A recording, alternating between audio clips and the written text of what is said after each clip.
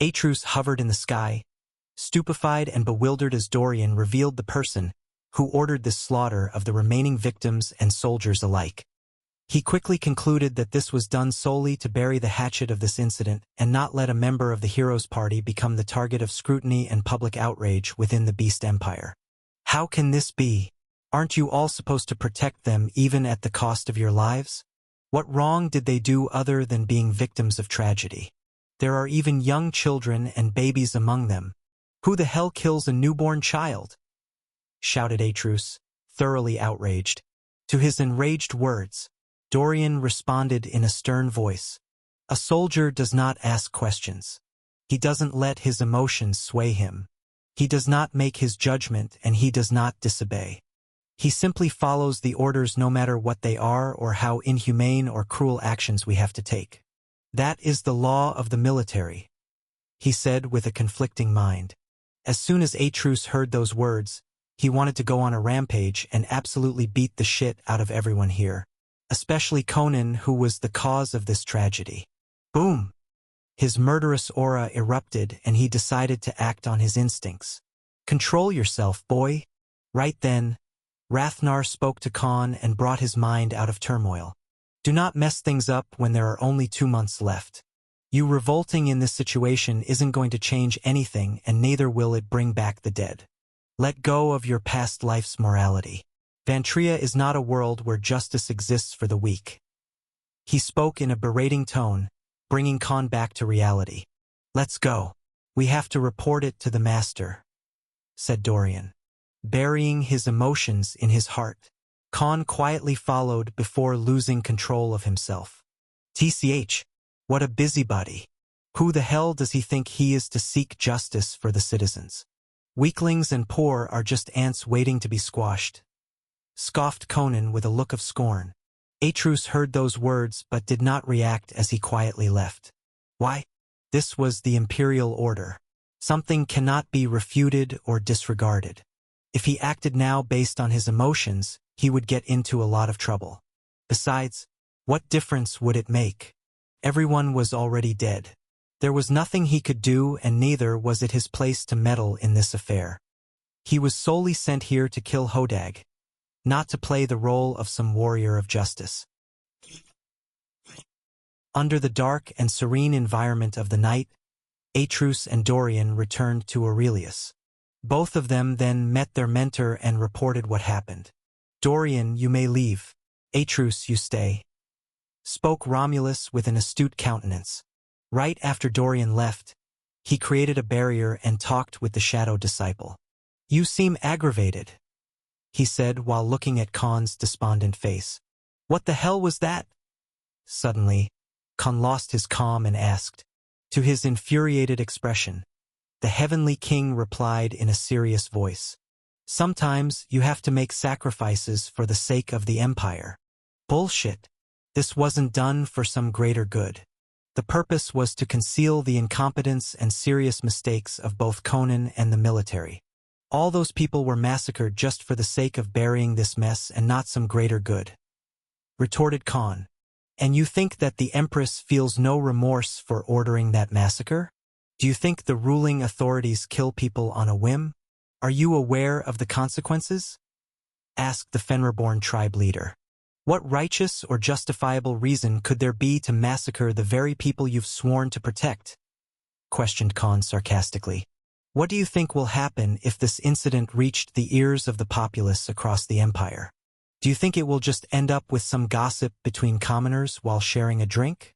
No, the aftermath will bring great imbalance of authority, riots, and bloodshed, he declared with a domineering countenance. To the public, the chosen hero and the members of his or her party are the epitome of belief and personification of their God's will. Many use that faith to get on with their lives. It's what gives them a reason for hope and a will to carry on. To them, these figureheads are their salvation, spoke Romulus. Whether it's the imperial rule, the church, or the temple of the gods or goddesses, the hero and their party members are key figures in controlling the masses. It's something that helps the law enforcement, the temple, and the military to keep order. If this notion is broken, there will be an uprising. he iterated solemnly. And what do you think happens when there's an uprising? He questioned with an agitated gaze. Khan on the other end turned silent.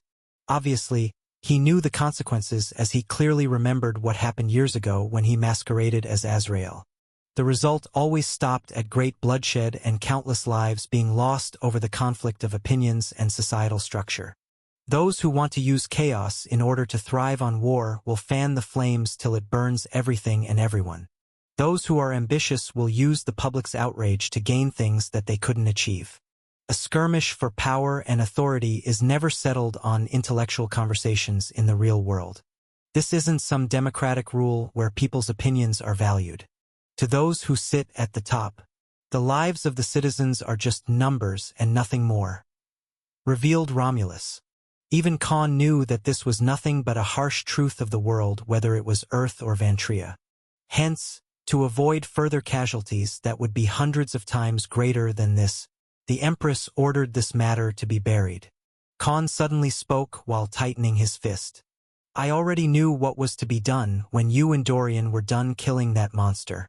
Yet I sent you there regardless instead of hiding this fact from you, said the master while intently staring at his disciple. And before you blame or lecture me on the bounds of morality, know that things like this have been happening from all across the world, no matter which kingdom or empire it is. It wasn't the first time and it won't be the last. He stated an undeniable fact. Have you not taught him anything? Romulus asked Rathnar. Rathnar then spoke grimly to Khan. There was a time when I also did that. You may call it oppressing the voice of the weak or saying we're just immoral hypocrites. And it is indeed true from a certain point of view. But to maintain the peace and power of the empire, we are often forced to make choices and decisions that will haunt us for a long time. One day, you will also be forced into a situation where you will have to make the same decision as us. When that day comes, you will understand the plight and the pressure of responsibilities on your should. If you want to be a great leader or a war general, just remember this one thing, said the Peak Saint as he revealed the harsh truth. The hardest choices require the strongest wills. Romulus and Rathnar revealed a different side of cause and effect to Khan as they made him understand why such a heartless decision was taken for the sake of maintaining peace across the empire. But Khan wasn't still sold on this. To him, it appeared more like a hypocritical justification to maintain the rule. It reflected on how to maintain the status quo and authority. The top echelons would even kill every witness and victim to cover up for their failures. As for the innocent people who died, their lives were just a commodity. They were expendable and sacrificed not for the greater good but because the top powerhouses of the empire could afford to. As Romulus said, they were just a number, and their lives didn't mean anything more than that to even the Empress of the empire. Why? The answer was obvious. Because they were weak. Khan was given another harsh reminder that the world he lived in was no better than Earth, where weak people and masses governed by a government or an organization were just unimportant and insignificant. In another scenario, if all those million citizens had high standing in the society, affected the economy of the empire, held authority in any way, belonged to some powerful clans and tribes or some of them were saints, would they be treated as sacrificial lambs? Conan would have been put on a trial and then executed in front of the whole empire for messing with the powerful people. This was just a gradatim method of brainwashing one to get accustomed to such decisions in their journey of power and strength. Khan didn't know what would he do if one day he was to be faced with a similar situation or had to make the same decision as the Empress. Would he keep silence to avoid backlash or hold the culprit responsible? Whichever decision it was easier said than done when you judged it from a bystander's viewpoint. 2 days later, the incident at the border of Aslan was officially revealed to the populace of the Nader Empire. That a mythical rank monster species named Hodag suddenly emerged after decades of slumber and wantonly massacred an entire city nearby, causing the death of more than 1 million civilians including the soldiers and other forces stationed across the city. And finally, it was a member of Hero's Party aka Conan Doyle who arrived at the scene as the first response and killed the monster by himself, avenging the innocent victims and putting their souls to rest.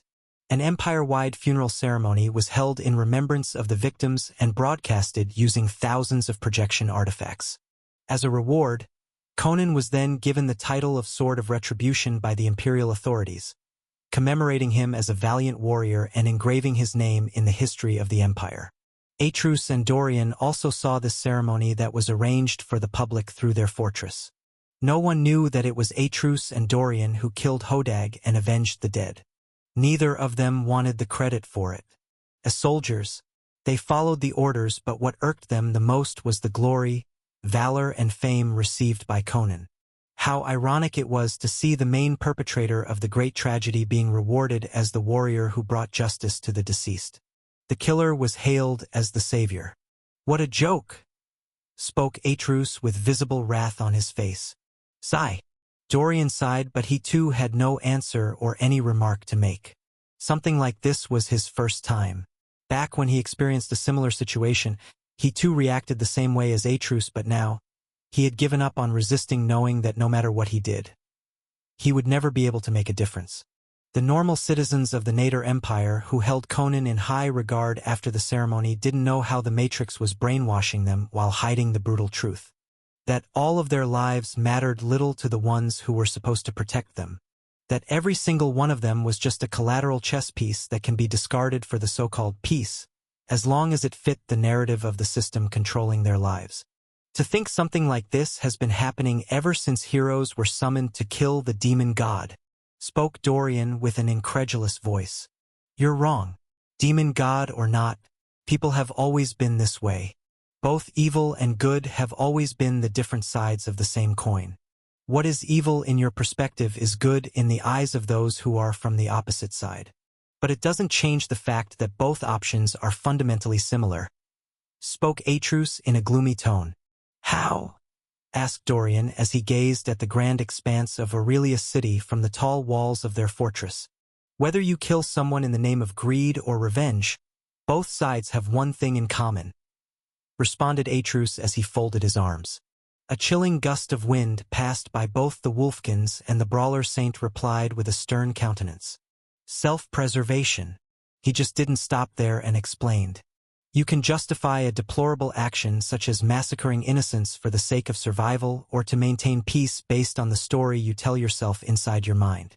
On the other side, your target or rival will assume that you did it because you coveted what they had or because you were simply a chaotic person who sought after war and bloodshed." He replied, "People with power obey neither policy nor principles. No one is different. No one is neutral," spoke Atreus in a serious tone. "Then tell me, shadow disciple, what choice would you have made in such circumstances? Would you own up your failures, or you'll bury the incident for the sake of peace like our Empress did?" questioned Dorian as he wanted to see the Blue Wolfkin's honest take. "I do not know. My heart says the first choice while my brain says the second one. But in the end, we do it based on self-preservation and convenience. Whether it's you or me, there's a harsh truth of reality. When you're forced to make a decision that goes against your ideals, but will protect you and everything you have amassed in your life," stated Atreus as he gave an honest opinion about people from his personal experience. "Everyone in the world is a hypocrite." In an alternate reality, a strange yet distinctive phenomenon appeared. Thump, thump, like the heartbeat of a man upon seeing his crush. A vast area spanning thousands of kilometers vibrated rhythmically, resonating with the endless sky filled with thousands of reflective gateways, each spanning between 1 to 2 kilometers and floating in perfect harmony. Among them, a few hundred were linked together to form the shape of a hexagonal prism, resembling beehives. However, at the center of this realm sat a man with shoulder-length black hair on a platform exuding a greenish glow. He sat naked in a lotus Buddha stance, with a tranquil and elated expression, radiating peace. Hours passed as he meditated in this entrancing world, while an ethereal blue fog coalesced around and got absorbed into his body. "Phew, I can never feel content enough no matter how much time I spend inside the conjunction of space," spoke the man with a rustic yet authoritative voice. He gazed at the thousands of floating gateways that suspended themselves in the vast sky, forming a massive school of fish. Through each gateway, he could observe a different reality, or to be precise, a completely different dimension. Despite their great numbers, surprisingly not a single one of these gateways led to any places or regions that were part of Vantria. Nevertheless, the man's composure was that of devotion as he kept gazing at this unceasingly beautiful dance of dimensions. This man was the current hero of darkness, Con Salvatore. Several months ago, upon his initial arrival, Con was awestruck by the first walkers, the supposed best architects and creators of the world and the first civilization of Vantria, comprised of the primordial titans, as relayed by both Rathnar and Vildred. Unlike their mindless and wild brethren, the first walkers were colossal beings bigger than tallest mountains, capable of controlling various elements and laws of reality as part of their inherent abilities, unlike how titans were typically depicted on Earth. This place was entirely surreal, and it should not have been able to exist harmoniously without tearing reality to shreds or collapsing in on itself like a black hole. All the dimensions, which were akin to completely different worlds on their own, even moved through time differently, and yet they managed to coexist in perfect balance. But why did Con come to this specific area of the Chamber of Exaltation? The reason was straightforward yet subtle. Back when Con commenced his actual training under Romulus and Vildred, Rathnar divulged the actual function of the Chamber of Exaltation and revealed the true form of this deity-born creation. Upon Rathnar bringing Con inside the Chamber of Exaltation for the first time, the latter felt a sense of calling from this place. However, he had other priorities and training regimes to follow, so he let go of this mild connection. As the days went by after Rathnar taught Con how to utilize the Hall of Sentience, the birthplace of the element of origin, Con managed to achieve a 30% space law infusion with the dimensional domain by consistently feeding it his space force daily. And for some inexplicable reason, his gradual progression in infusing his space law also strengthened his mental connection to this place, although Con could not trace its origin. However, only after crossing the 50% space law infusion with the dimensional domain did a surge of emotions cloud his mind. It was as if Con was connected to this place via threads of destiny, feeling a strong pressure that was akin to suffocating under an unknown weight that he could not identify. But the moment Con entered the conjunction of space through a well-hidden gateway that even Rathnar had no knowledge of, a new and different feeling arose in his heart, one that he had never felt before on Earth or in Vantria. It was the emotion of belonging. For the first time in the past few years, Con felt relaxed, carefree, and reborn. He felt like he was finally home. After entering the conjunction of space, Con and his companions encountered an enigmatic bluish fog of an unknown energy that even Vildred, a sage in the law of magic, could not comprehend. The origins of this fog were the gateways in the sky which leaked an ethereal energy from their interconnecting points. Remarkably, the fog seemed to have a will of its own, as it assimilated into Con's body without causing any harm to his physical, mental, or spiritual being. Upon researching, Con discovered that the bluish fog was referred to as cosmic ether, a byproduct of different dimensions and their respective laws blending together to some extent. From Vildred's personal archives and ancient records that he gathered centuries ago before he was imprisoned, it became evident that the only place where such reserves of cosmic ether were found was in the Erdv Empire, also known as the Empire of Space. As Con absorbed this cosmic ether, he felt his control over space law increasing at a rapid pace. He also recognized that the cosmic ether was similar to his space force, but denser and more potent, akin to how mana and world energy were interrelated. However, they were not fundamentally the same either, since the space force seemed more reclusive and only relevant to Vantria, while cosmic ether was a mixture of space law but from different worlds and realities, unrestricted to a single dimension. Most importantly, with every moment spent absorbing this cosmic ether, Con felt a transformative process occurring within his dimensional domain, as if it was evolving into a higher form. Finally, Con understood why the conjunction was capable of creating a perfect synergy between gateways leading to distinct worlds, a feat that seemed nigh impossible even in Vantria. His previous assumptions were only half true as he comprehended why or how could such a realm exist inside a creation of a deity. It was not just a simple construct of the first walkers. Rather, it was either a fragment or a linchpin of the multiverse, What did linchpin of the multiverse mean? To put it simply, the conjunction of space served as a convergence point for different dimensions and realities, much like how various seas around the globe meet at a common point. Supposedly, millions of years ago, the creator of the Chamber of Exaltation, a deity of unknown identity, managed to capture and relocate one such linchpin or fragments of the multiverse on Vantria, constructing a separate realm within to hold the conjunction. Even Khan was now curious about the creator's identity, wondering whether they employed the first walkers to build the separate realms within the Chamber of Exaltation, such as the convergence of reality, hall of sentience, and conjunction of space, or if the creator itself was one of the first walkers before becoming a deity.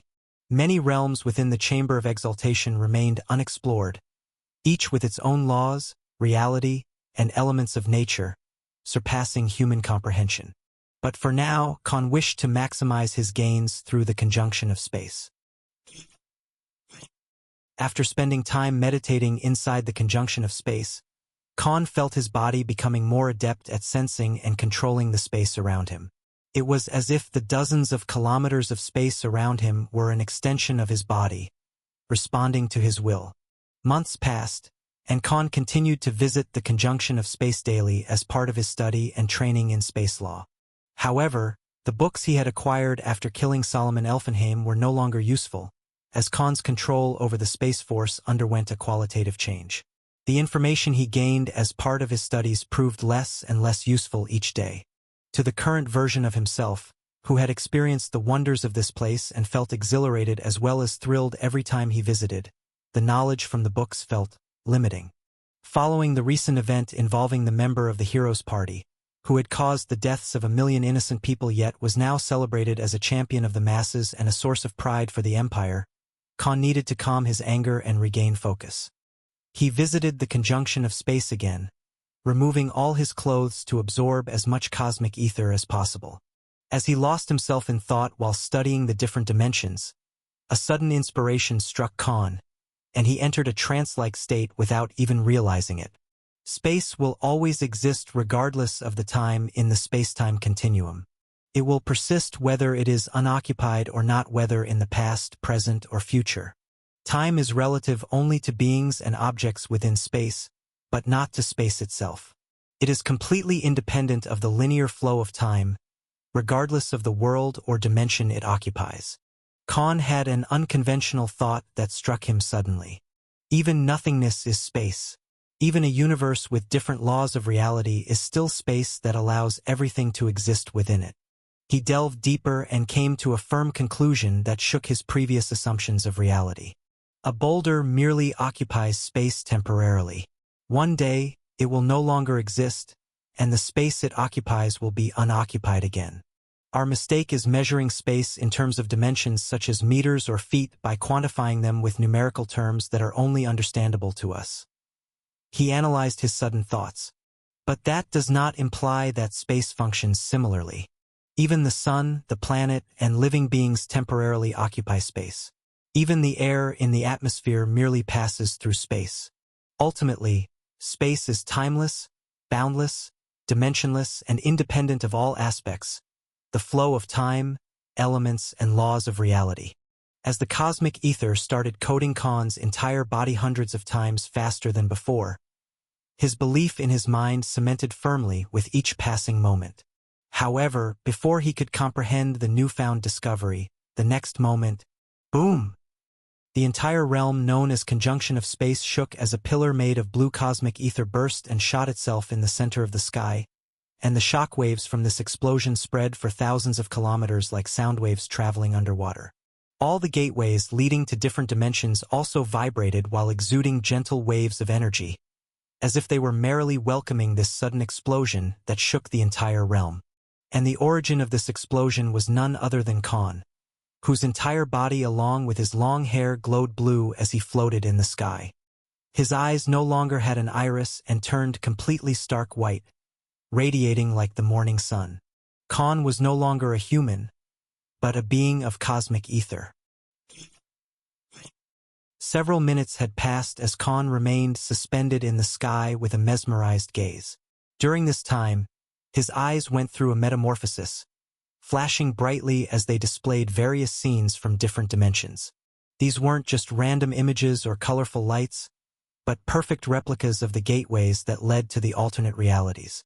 Khan, now entirely composed of the blue cosmic ether, regained consciousness.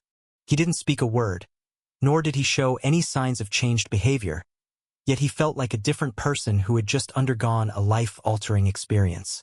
In a picosecond, he vanished and reappeared at the conjunction, intently gazing at the gateways. However, the hexagonal prism of gateways trembled, as if trying to resist Khan in his transformed state. I see. I am still not powerful, proficient, or knowledgeable enough in space law to break the dimensional barriers, spoke Khan, interpreting the trembling signal as a sign of his inadequacy. In a way, the vibrations from the gateways conveyed some sense of information to Khan, communicating with him through indescribable sound waves. There were no words involved, only a familiar understanding from both ends. I need to master space and dimensions hundreds of times more than I currently have to cross these barriers. Otherwise, the laws, resonance frequency, gravity, and elements of the respective dimensions will annihilate my body and soul the moment I cross these gateways. He continued in a dignified tone. Khan's physical state now felt as if he had merged with space itself, granting him heightened senses to perceive even the tiniest particles and sounds around him. He could even sense someone taking a breath from thousands of kilometers away within this realm. I have become one with the cosmic ether after absorbing it for months. Although I cannot generate it on my own yet, I can rely on the conjunction to replenish it, he remarked, as he assimilated all the newfound knowledge and understanding. Congratulations to the host. The system quickly sent a notification his Khan's mind. Third enlightenment in space law acquired. The universe is an immense and uncharted expanse, filled with countless enigmas waiting to be unveiled by those brave enough to explore it. These were the words that Khan had read in his past life, and now they had become his reality, unfolding right before his very eyes. Unwittingly, he had embarked on a journey into the unknown, with the intention of mastering space law, but instead, he had stumbled upon a fragment of the multiverse. As he absorbed the cosmic ether, Khan achieved his third enlightenment in the field of space law, undergoing a transformation into a completely different being. The system on the other end clarified the events that had just transpired. Congratulations to the host for attaining the third enlightenment in space law through the highest form of transmutation and self-analysis. As a result, the host has unlocked the following features and benefits. The space law infusion with the dimensional domain is now increased to 63%. Congratulations to the host. The second form of the dimensional domain has been unlocked. The host may now create or infuse new battle and magic skills, abilities, and elements of reality that will be effective in the second form only after it is fully developed. Informed the system. The influx of information continued as the system announced yet another achievement by Khan. Congratulations to the host for unlocking a legendary rank class. The host has invoked the Void Sentinel class. Declared the system. The following were the effects and abilities of the Void Sentinel class. 1. The host can now open multiple dimensional void cracks simultaneously at will. These void cracks will be interconnected like tunnels, allowing the host to exercise an unprecedented level of dimensional control. You can enter through any crack and exit from any other end, regardless of their direction, distance, or location. Current range, 10-kilometer radius from the host's location. 2. The host can now use the cosmic ether, a byproduct of dimensional synergy, to encapsulate and bring any entity other than himself into the true dimension without forming any physical contact. As long as the host willingly provides them with cosmic ether, the entity will not be harmed by the laws of the true dimension. The current limit for accommodating a living being inside the true dimension, based on the host's cosmic ether reserves, is 10 days. Note: the time limit will be halved if the host brings more than one individual. The same case will be applied based on the number of additional entries. 3. The host can also create replicas of himself using cosmic ether. These replicas or doppelgangers will have the exact same soul signature, elemental aura, and saint pressure as the host. Currently, the host can create up to 5 cosmic replicas, each possessing the same fighting skills, magical spells, ability to cast barriers, and magic formations as the host. They can also use the dimensional cut skill on their own. Note: the host is advised to periodically replenish his cosmic ether reserves and increase its potency to enhance its effects further. The quantity of the cosmic energy reserves will increase with the host's rank as a saint. The system finished the report. Despite the astounding report from the system, Khan only revealed a light smirk as he received the news. For the first time since arriving in Vantria, he had invoked a proper class that he never had in the past 6 years. This was no longer a jobless reincarnation in an ice-sky world. With his newfound legendary class named Void Sentinel, Khan could now create multiple doppelgangers and open more than one-dimensional void at the same time, a feat that was impossible before he gained the third enlightenment in space law. Swoosh! Swoosh! 5 more versions of Khan appeared, their bodies made of the blue cosmic ether, each exuding the same amount of saint pressure of a legitimate 5th stage saint. Crack! Crack! Over a dozen void cracks appeared within a 10-kilometer radius, and all the doppelgangers quickly entered them in a nanosecond. Moments later, everyone reappeared through different cracks, some of them entering through the closest cracks but exited through the farthest ones, all in just a couple of seconds. This demonstrated how greatly Khan's control over the space law had excelled compared to before. Khan's new legendary class, the Void Sentinel, gave him a wide range of possibilities. With the ability to create multiple doppelgangers and open multiple dimensional voids simultaneously, he could now face multiple saints at once with ease. The 5 blue ether doppelgangers around him, each exuding the same amount of saint pressure as a legitimate 5th stage saint, were no longer just useful to confuse opponents but also create an illusion that several legitimate 5th stage saints were fighting with them. Khan was pleased with his newfound power. This ability would be a valuable asset in his arsenal whether he needed to attack his enemies, save his allies, or make a quick escape.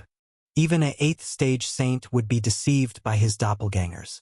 What added to the legendary class was that he could easily swap between his doppelgangers and use multiple routes to attack using the void cracks. Before, his doppelgangers were only effective against opponents on the same or lower level than him. But now, he could use them to deceive even the strongest of opponents. His control over the space law had greatly excelled compared to before. The multiple void cracks within a 10-kilometer radius showed the full extent of his power. Khan had yet to explore the full extent of his abilities, but it was clear that this legendary class would prove to be a game-changer. Furthermore, he had the option to remain in the true dimension and let his doppelgangers fight his enemies, adding to his already diverse array of tactics. This strategy was just as effective as using his dimensional shift ability to protect his vital organs by sending them into the true dimension. The Void Sentinel class proved to be the perfect complement to his dimensional law divine ability, as if they were designed to work together. The advantages of this newfound class did not end there. Khan could now transport another living being into the true dimension without any physical contact, which was particularly important to him. With this ability, he could bring Vildred into the true dimension, where they could relax while one of his cosmic replicas acted as the real Khan in the physical world. To sum it up, Khan's recent achievements, including his attainment of the 2nd form of dimensional domain, his new legendary Void Sentinel class, and his ability to use cosmic ether to bring others into the true dimension, were all significant milestones.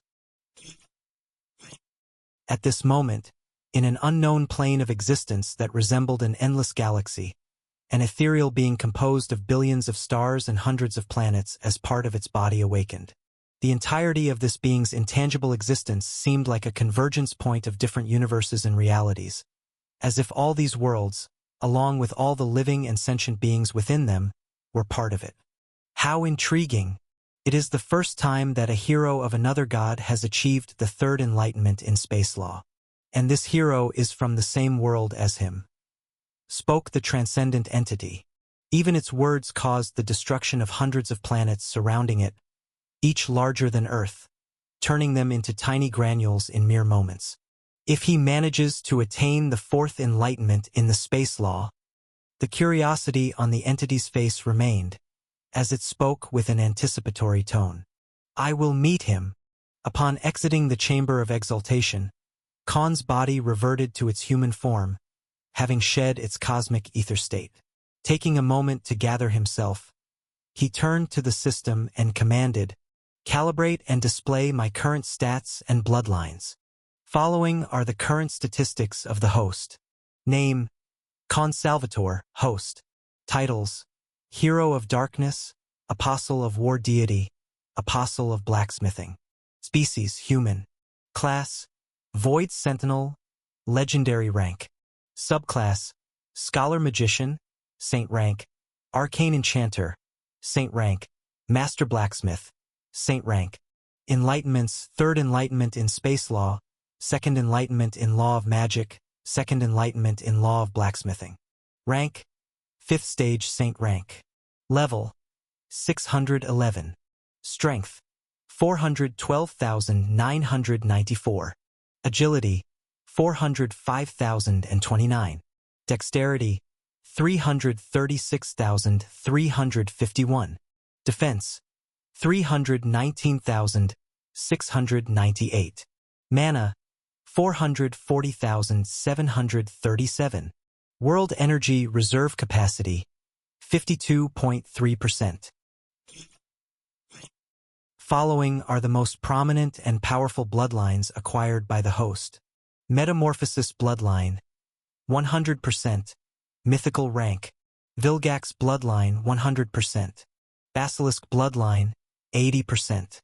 Primordial Titan Bloodline, 56%. Draconian Bloodline, 55%. Fenrir Bloodline, 55%.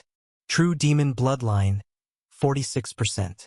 God-Beast Behemoth Bloodline, 32%, acquired from Invimarak. Edenmere Bloodline, 32%, acquired from Ashikvatika. Reported the system in a lifeless tone. Not bad. Khan mused, his countenance thoughtful. This progress is much welcomed compared to the times when I was on my own, clueless about what to study and how to perfect my magic skills and combat techniques. Even my space law control should be comparable to only a handful of people in this world. Deciding to forego listing his various abilities for the time being, a task that would take days and dozens of chapters to complete, Khan instead informed Rathnar and Vildred of his recent ascension, which left them suitably surprised. Just then, a command echoed in Khan's mind. A tyrannical and soul-shivering voice resounded in his head. Come to the main tribe council hall. Without delay, Khan assumed the persona of Atrus Bellator, a 3-meter-tall water/ice elemental Fenrirborn. Whoosh! In the blink of an eye, he appeared in the main hall and knelt before his master, Romulus Lycaeus. Several clan leaders and tribe elders of the Fenrirborn tribe sat on both ends of the hall, arranged according to their hierarchy and authority within the tribe. Atrus, I have another task for you. I wouldn't have asked you to do it if Dorian were available at the moment, spoke the crimson-red wolfkin, whose fiery mane made of blistering flames fluttered steadily in the air. You need not ask, my master. Whatever you command, I shall deliver upon it, replied Atrus, keeping his head down. The clan leaders and tribe elders collectively smiled at Atrus' response.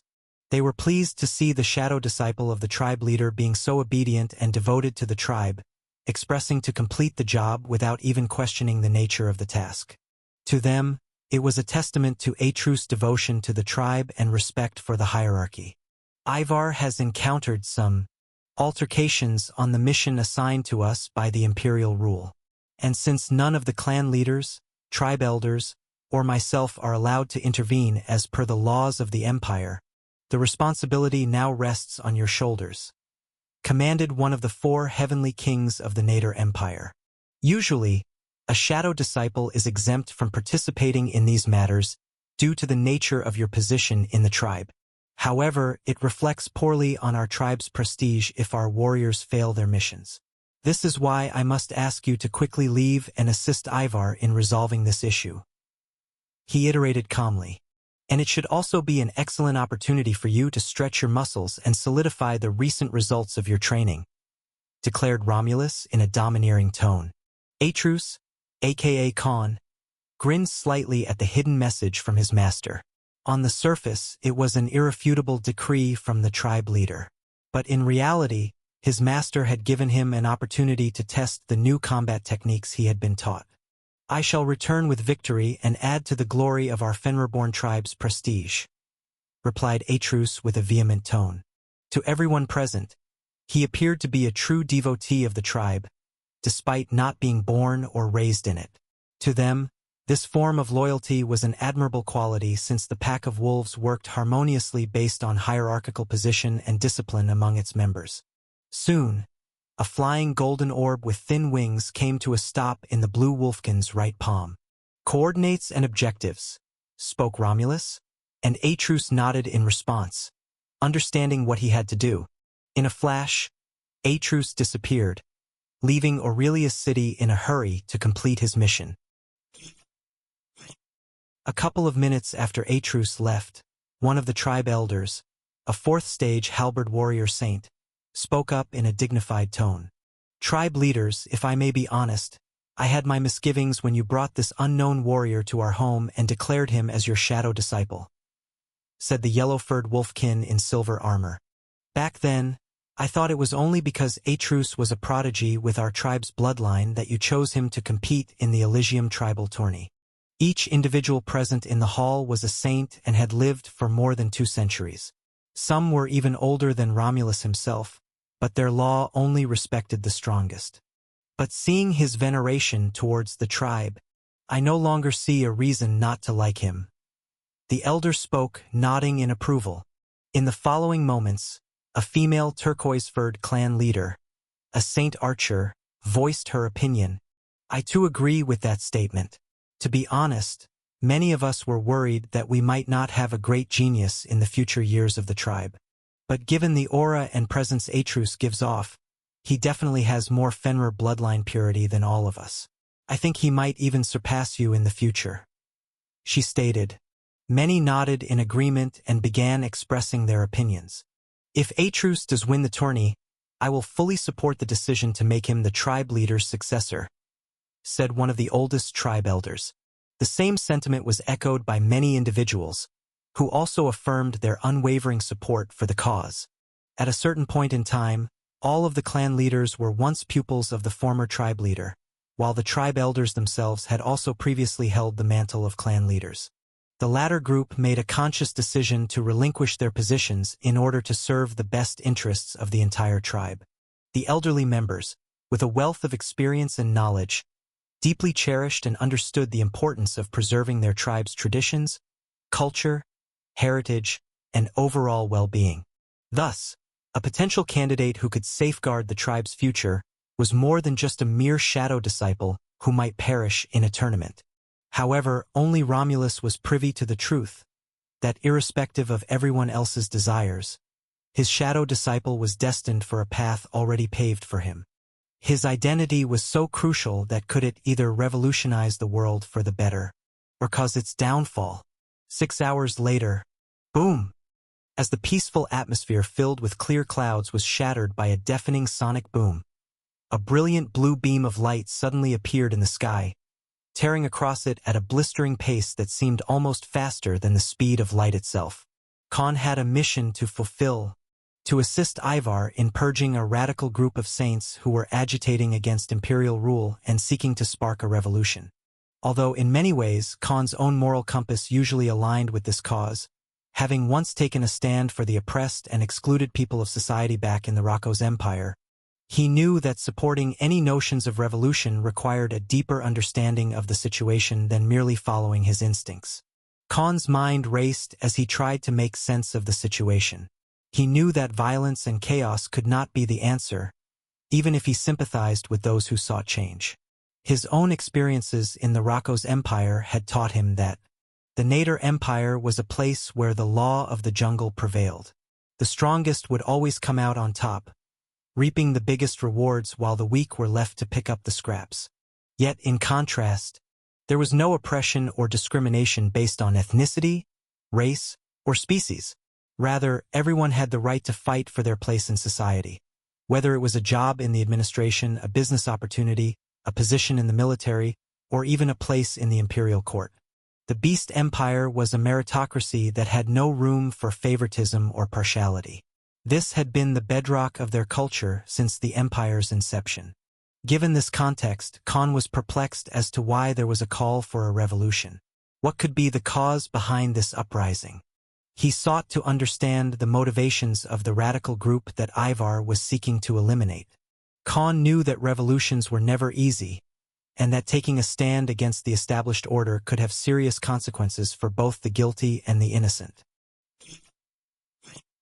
As Khan's Atrus persona entered the region of Kunlun, he marveled at the vast and mountainous landscape that spanned for several hundred kilometers in all four directions. The people who lived in these lands had their daily lives built around the professions offered by the region, such as agriculture and medicine production. In the empire's history, Kunlun was known as the Divine Mountain Range, as it was once the home of the god-beast basilisk for a few centuries. After the basilisk moved on to another domain, the empire's forces decided to cultivate the land and noticed a unique occurrence. The lands were enriched in every sense, with fertile soil, nourishing water flowing in the rivers, mountains filled with rare ores and minerals, and trees thriving with lush greenery. The biggest change was the amount of world energy condensed in these lands compared to other regions across the Nader Empire, as if the god-beast basilisk still lived here. As a result of this enrichment, Kunlun was given significant importance in the empire's cultural history, since god-beasts were considered the next spiritually and religiously significant things after their gods and demigods to the beast-kin races. The region was held in high esteem and considered sacred ground by many, leading to a decree by the first emperor of the Beast Empire stating that no major clans set their roots here and harvest the natural resources in abundance. Thus, also prohibiting saints from entering these lands as their battle prowess might destroy the region in many ways. As he traversed through these lands, even Khan couldn't help but feel a sense of awe at the natural beauty and sheer abundance of world energy in the environment surrounding him. After a dozen minutes had passed, Atrus finally arrived at the main operation base, which was strategically located close to a magnificent temple dedicated to Termesit, the god of nature. The base itself was an impressive structure, stretching for 10 kilometers and boasting the capacity to house an army of 50,000 well-trained soldiers. Standing guard in different locations were 3 warships that towered over the base like the Eiffel Tower. As soon as he arrived, Atrus was greeted by a group of semi-saints who had been waiting for him. Without delay, they led him through the base, their steps echoing on the steel floors. After a brief journey, they arrived at the war room, which was situated in the tallest and most secure military fort. In the war room, Atrus finally came face to face with Ivar Baneslav, one of his master's disciples and a formidable wood elemental assassin. Atrus recalled their last encounter, where he had defeated Ivar and the other 3 disciples of Romulus in a 1 versus 4 battle. Despite their shared history, they hadn't exchanged a single word since that fight. As they settled into the war room, dozens of people began to report on the events of the past 3 days and how the situation had escalated to its current state. 3 days ago, a radical group of saints had organized a siege on Kunlun's 4 main entry regions, which had nearly caused a massacre. However, the cities were surrounded by powerful protective barriers and legendary rank magic formations that prevented the saints from entering. The next day, the imperial rule sent a decree to the Fenrirborn clan as part of their customs. Since Atrus and Dorian, the 2 strongest disciples of the Heavenly King, were tasked with fighting a mythical rank monster named Hodag, Ivar had been dispatched to help quell the uprising of radical extremists. But the situation had taken an unexpected turn when a massive and deadly monster tide descended upon the borders from multiple directions, with millions of creatures bearing down on them. The soldiers of these lands were well prepared and able to hold off the monster tides on various fronts. However, whenever Ivar attempted to eradicate the monster tides using his wood elemental abilities and his status as a second-stage saint, one of the radical saints would attack the other fronts, creating openings for the monster tides to break through. As a result, the city walls were decimated, and thousands of soldiers were killed. The protective formations that surrounded the city were designed to prevent any saint from entering unless they possessed the imperial token. In this case, the golden orb with wings that Romulus had given to Khan served as one of these tokens that also provided him with objectives and coordinates. As the day went by, the magic formations began to lose their effectiveness, and it became clear that many of them would soon be unable to stop the radical saints from entering. It was only a matter of time before the city was overrun and the people within were subjected to brutal slaughter. The situation seemed like it could still be salvaged if they could just hold off the monster tides until reinforcements arrived. However, the real issue at hand was the temporary commander of the Kunlun forces, Ivar Baneslav. Atrus heard about what happened with Ivar Baneslav, who was supposed to lead the defense of the region. Despite no one openly expressing dissatisfaction with his approach, Atrus could read between the lines and sense that something was amiss. As he listened to all the reports, he could not help but reveal a slightly irritated countenance. The story went like this. Instead of leading his troops and ensuring the safety of the innocent civilians within the cities on all four fronts, Ivar chose to frantically fight with the rebel saints, leaving the regular soldiers to fend off the never-ending onslaught of monsters. Despite the immense firepower of the warships, the military forces were unable to fully rid the walls of the attacking creatures. Unfortunately, Ivar's actions proved to be a significant liability for the Kunlun forces. As the representative of the Fenrirborn tribe, his misguided actions and reckless behavior could also tarnish the reputation of his people and cause further damage to the already dire situation. It was for this reason that the tribe leader and council members sent Khan, also known as Atrus, to take control of the situation and clean up Ivar's mess. "So the rebel saints brought the monster tides?" questioned Atrus. "Yes, Lord Bellator. Our scouts have confirmed that one of them possesses the ability to control the minds of the monsters native to the Kunlun borders," responded one of the officers with the head of an elk. "What is it that they hope to achieve? If their goal is to fight against the imperial rule, why involve innocent civilians in their so-called revolution?" He too found the situation odd. Ivar, with a sarcastic tone, interjected and spoke. "Isn't it obvious? What do they gain from attacking Kunlun of all places in the empire?" Atrus furrowed his brow, quickly running through all possible scenarios in his head.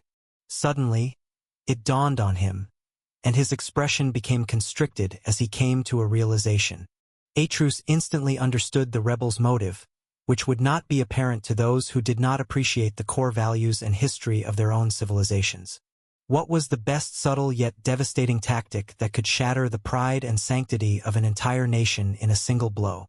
The answer was simple: by destroying the cultural and religious monuments. After concluding the main objective of the rebel saints and their forces, Atrus was slightly worried. Kunlun was the equivalent of the Vatican City in terms of its monumental value on Earth. And at the heart of it all, the Temple of Termesset was no less important than the Notre Dame for the Nader Empire. Once, this sacred land was protected by an array of saints, but given the scarcity of saints in the Nader Empire that was as large as the Asian continent, the decision was practical, but it left Kunlun vulnerable. No one could have anticipated that a group of rebel saints would attack the holiest place in the empire, putting the lives of 80 million people at risk merely to make a statement against imperial rule. If their objective were to be achieved, even the Empress and the heavenly kings would be compelled to intervene. Atrus shook his head in disbelief. "It's as if these rebels have a death wish or something. We need to act swiftly and with precision if we're going to eliminate this threat once and for all," declared the brawler saint, laying out a strategy for everyone in the war room to hear. "From this moment on, all of you will follow my command to the letter. We can't afford any missteps or deviations if we're going to succeed." Once the plan and chain of command had been established, the team members quickly dispersed to their designated stations, ready to follow Atrus's orders. But there was a sense of unease among them, as the plan seemed straightforward and lacking in complexity. Nevertheless, they knew they had to trust their new war general and carry out their duties with diligence. They could only hope that Atrus wouldn't make the same mistakes as Ivar, who had cost them dearly in the past. Meanwhile, Atrus had Vidrid cast a legendary isolation barrier, so powerful that not even Ivar would be able to detect it. With this barrier in place, they could carry out their chat without fear of interference or detection. Why did you feel the need to act on your radical impulses, instead of waiting for the Imperial Guards or the hero's party to arrive? Asked Atrus, his voice heavy with disappointment and frustration. Ivar chuckled, a devilish smirk playing on his lips. Why, you ask? He said, his tone mocking. Because waiting around for someone else to do the job is boring. I wanted to spice things up a bit. Atrus was left speechless, struggling to comprehend Ivar's twisted logic. You were sent here to quell the uprising, not to endanger innocent civilians or put our own soldiers at risk, he retorted, his voice laced with anger. Ivar shrugged nonchalantly. The mission assigned to me by the tribe only mentioned purging the uprising. It said nothing about protecting the people or the cities on the border. He said shamelessly. And besides, if I could kill whoever was controlling those monster tides, that would be killing two birds with one stone. Can you blame me for trying? Even Atrus couldn't deny the logic in Ivar's reasoning. If he succeeded in killing the mastermind behind the monster tides, it would solve the problem at its root and bring glory to his tribe. But as a military commander, Atrus knew that Ivar's actions had put the lives of his subordinates at risk. Your strategy may be logical, but as a leader, you abandoned your troops to fend for themselves. Atrus pointed out, struggling to contain his anger. A military force cannot function without a proper chain of command and clear orders in the face of an enemy attack. If any of those entry points had fallen in the past 3 days, the rebels and their saints would have breached Kunlun and massacred millions of innocent people. He shook his head in disappointment. As a saint of the Empire, it is your duty to protect and serve the people. You should have considered the welfare of those under your leadership before acting on your impulses. Atrus continued, his voice firm and unwavering. As a leader, it is your duty to protect both your subordinates and the civilians under your jurisdiction. A leader who values only his own goals and disregards the lives of others is no different than a rabid dog drunk on power and authority. Do not treat people's lives so lightly, even if you are not directly responsible for their protection. Believe me, I have made impulsive decisions myself, and the price was paid in the blood of those who didn't deserve to die. The guilt of my mistakes still weighs down on me to this day. He spoke from memory. Regardless of how far he had come, Khan never shirked away the fact that he too had blood on his hands whether he intended or not. Yet to his complaints and advice, Ivar revealed a smug grin and spoke in a carefree tone. Not my problem. An eerie silence descended like a pin dropping as Ivar seemed to disregard the weight of responsibility that came with his position as a military commander. His actions also appeared to show a lack of consideration for the millions of lives at stake. Maybe I'm a rabid dog then. I just don't care as long as I enjoy the fight and killing. Ah, this bastard. Why do all the saints I meet have some screw loose? He complained to himself with an exasperated countenance. As much as he wanted to beat some sense into Ivar, he knew about the latter's history.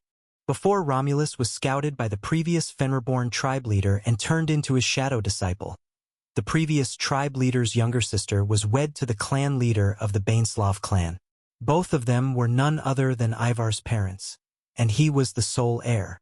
Moreover, Ivar was also related to Priscilla Lycaos, his master's wife, as they were cousins. While the law was supposed to be equal for everyone, given Ivar's background and since he was a saint of the younger generation, Romulus had no choice but to take him in as his disciple because of the tribe's customs, much like how he had accepted his other disciples. However, Ivar's privileged status had given him a sense of entitlement, and he always did whatever he pleased, unlike others who were working hard to become the official disciple and eventually the tribe leader. Based on what Romulus had told Khan about Ivar, the assassin had an impulsive personality disorder. This disorder made him impulsive, reckless, and prone to acting without thinking things through. It was no wonder that he had such a carefree attitude towards fighting and killing. For Ivar, it wasn't about justice or the greater good, and neither was it about duty or responsibility. For a psycho like him, it was all about the thrill of the fight and the satisfaction of taking down his enemies. "I see," replied Atrus coolly, undeterred by Ivar's smug demeanor. "But I have different orders, and they don't require me to complete the mission with your help." As soon as he finished speaking, a sudden, deafening thud echoed through the air. Ivar dropped to the ground, convulsing uncontrollably as a bolt of lightning zapped him out of nowhere. A few moments later, the Lightning Dragon Emperor aka Vildred Mortalix emerged from his invisible barrier, having carried out Khan's orders with brutal efficiency. "Did you kill him?" asked Khan as Ivar lay frothing on the ground, his fur singed and smoking. "Kill him?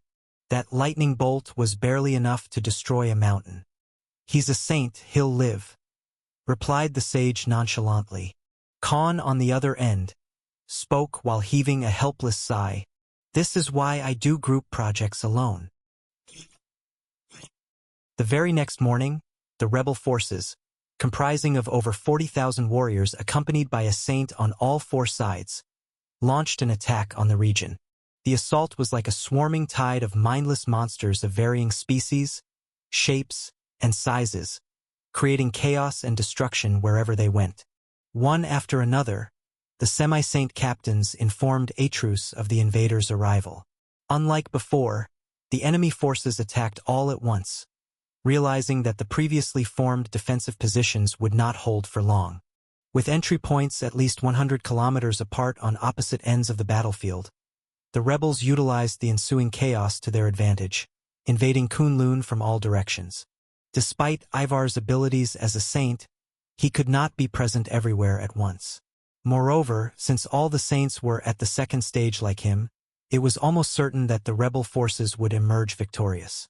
However, little did they know that the war general had been replaced overnight, and he had his own set of strategies that he planned to implement. Atrus, having undergone extensive training under Romulus, had learned about the intricacies of warfare on multiple fronts. This knowledge would prove invaluable in the battle ahead, as the rebel forces were now attacking from various directions. The change in leadership had given the Kunlun army an edge, and Atrus was determined to use his newly acquired skills to defeat the enemy. The highest form of generalship is to balk the enemy's plans. The next best is to prevent the junction of the enemy's forces. The next in order is to attack the enemy's army in the field, and the worst policy of all is to besiege walled cities. This lesson in warfare was highly relevant in the current situation. The enemy had already revealed their tactics, which showed their arrogance. Now, the only viable approach was to attack their armies in the field.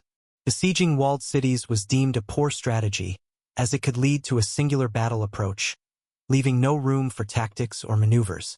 The rebels had been guilty of doing precisely that, making it easier for Khan to devise a counterattack strategy. As a war general, he was tasked with defending the walls under siege, but that did not mean he was out of options for attacking the enemy. Ding! Ding! The communication artifacts blinked and Atrus heard the reports of onslaught by the rebel forces and the monster army. Whoosh! Whoosh! Atrus took to the skies and flew towards one of the locations that were currently under siege.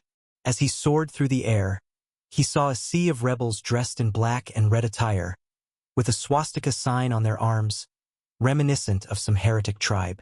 Atrus gazed down at the aerial army of rebels on warships and flying monsters, attacking the defense barriers with their long-range skills, while the monster army weakened the barriers from the ground. He had already activated the hunter's domain, which allowed him to locate the saint hiding among the troops, waiting for the perfect opportunity to strike. Despite the looming danger, Atrus remained composed and showed no sign of concern. He knew that the battlefield was unpredictable, and he had to be prepared for any eventuality. Tremble! Tremble! The ground trembled as a massive wall of crystallized ice, 200 meters thick, rose from the ground, repelling the monster army attacking the city walls. However, this was no ordinary wall of ice. It was made of permafrost, the baddest and meanest kind of ice. As hundreds of monsters attempted to climb the walls, they were met with bone-biting chills, freezing them instantly. The permafrost walls rose up to 10 meters high, making it impossible for the monsters to breach them. However, The enemy forces continued to attack the walls with magical spells and other techniques. Despite their incredible durability, the permafrost walls started to thaw, and the surrounding half-kilometer region became a slurry of mud. Thousands of monsters on the ground began turning into ice sculptures due to the freezing temperatures of the thawing ice. Despite the destruction caused by the thawing walls, they remained an effective defense mechanism, forcing the enemy forces to rethink their tactics and strategies. Khan's mastery of the water and ice elements was on full display as he unleashed his power against the invading monster army. Even the normal ice he created was elevated to the level of permafrost, which caused an icy blizzard and brought the temperature below -40°C in just a matter of seconds. This incredible feat deterred millions of monsters from ceaselessly attacking the walls and allowed the defenders to catch their breath.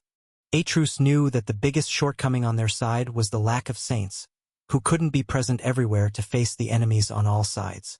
However, with Khan's leadership and battle tactics, they stood a chance against the enemy forces. Khan had a clear plan. He did not intend to lose a single soldier, and he wished to lead by example. He remembered an outstanding, yet incredibly challenging battle tactic that he had learned during his training under Romulus. With his forces intact, he will dispute the mastery of the Empire, and thus, without losing a man, his triumph will be complete. This is the method of attacking by stratagem. Back when Khan as Atrus was in the war room, discussing his plans with his fellow soldiers and officials, he knew that his strategy was not particularly complex or groundbreaking.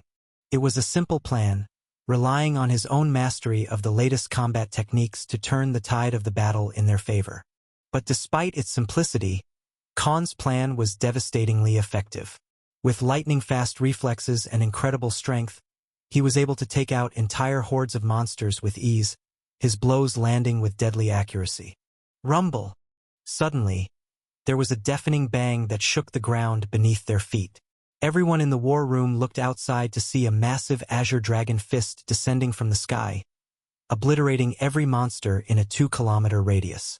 War dominance. It had been almost a year since Atrus had arrived in the Beast Empire, and he knew that the time had come to unleash one of his most powerful blessings, war dominance. With a fierce determination in his eyes, Atrus activated the blessing, and the ground beneath him began to shake as a massive shockwave emanated from his body. In an instant, all of the monsters on the ground, as well as the aerial forces and battleships in the sky, were decimated. Warriors on the ships were sent tumbling to their deaths as the vessels themselves were torn apart by the sheer force of Atrus' Saint pressure.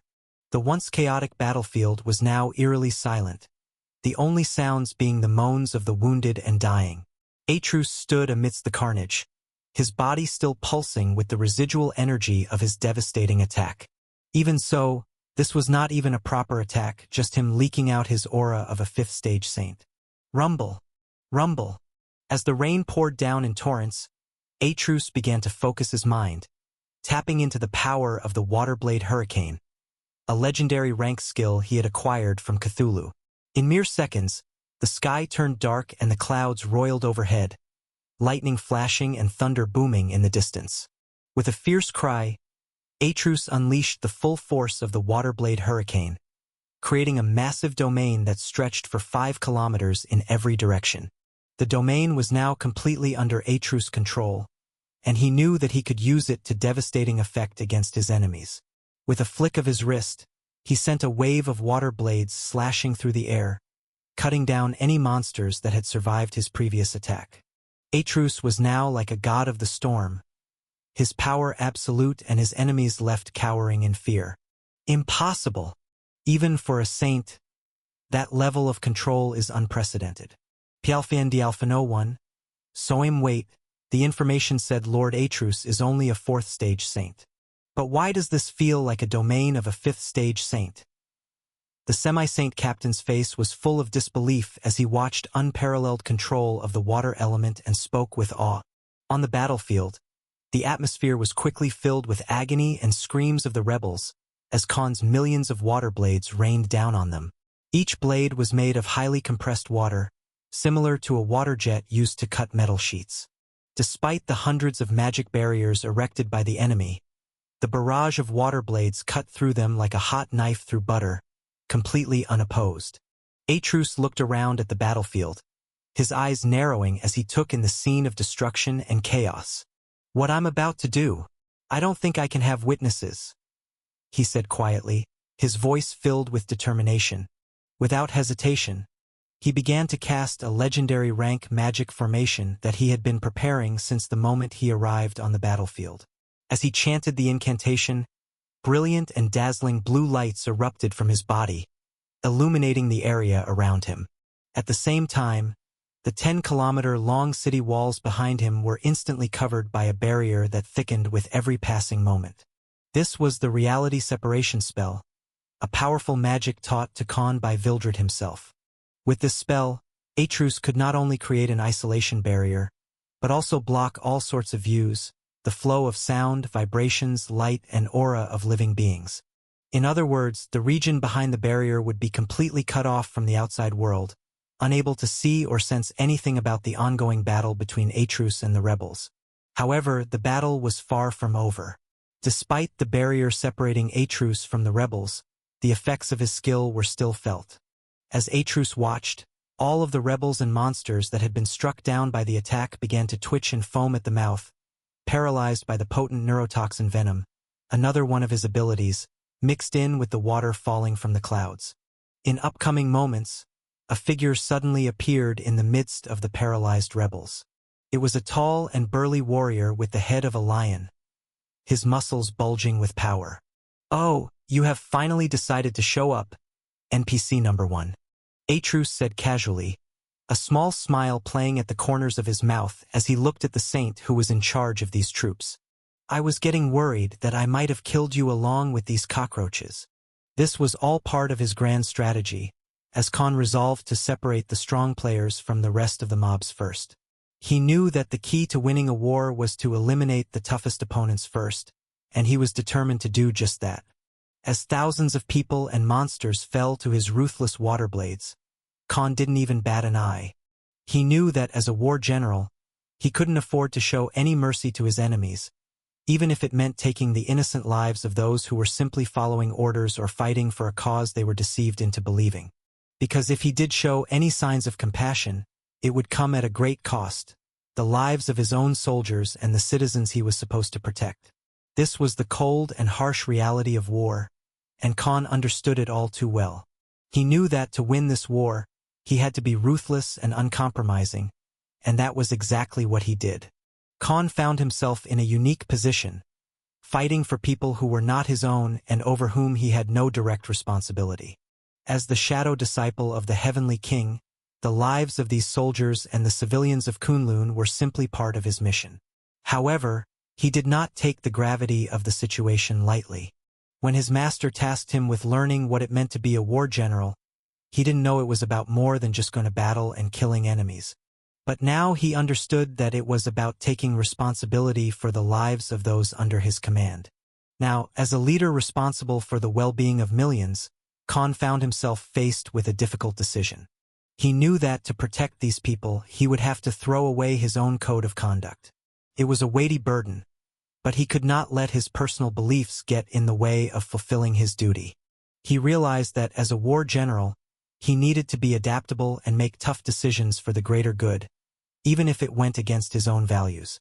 Even after once being the sovereign of Verlaslan, the old Khan would have recoiled at the mere thought of killing thousands of rebels and monsters who were forced to attack the walls against their will. However, the situation demanded a clear course of action, and the conflict of interests led to a full-blown war, and Khan did what a war general should. He closed his heart to the pain and suffering of his enemies. Atreus observed the second stage saint who struggled to withstand the relentless barrage of water blades, his defenses barely holding up against the powerful attack. Meanwhile, the brawler Wolfkin was relentlessly butchering the saint's troops without even moving from his spot. Suddenly, a black and golden throne materialized out of nowhere from Khan's space ring, and he gracefully sat on it, folding his right leg. "I believe it's time to begin the trial," he announced, and with a snap of his fingers, the downpour ceased, and the sky cleared up, The rebel forces and monsters on the battlefield let out a collective sigh of relief as Atreus deactivated his Waterblade Hurricane skill. However, the calm was short-lived, as a bone-chilling voice echoed across the battlefield, sending shivers down everyone's spine. "What are you all getting excited about?" The eerie voice taunted them, making everyone quiver in fright. The saint leader of the enemy troops seized the opportunity to flee, hoping to escape the wrath of this new mysterious figure who had just arrived. But before he could take more than a few steps, a jarring voice echoed in his mind, freezing him in his tracks. "Pialfian di Alphanoan. Soam, did I say you could leave?" The lionkin froze in terror as Atreus deftly wielded his telekinesis skill, halting the saint's movement in its tracks. The latter instead took out a cigar and relished in its rich and earthly scent. Clink, clink. Suddenly, a strange and nightmarish phenomenon began to unfold before their eyes. Thousands of multicolored pillars of light materialized in the sky, each representing a different element of reality.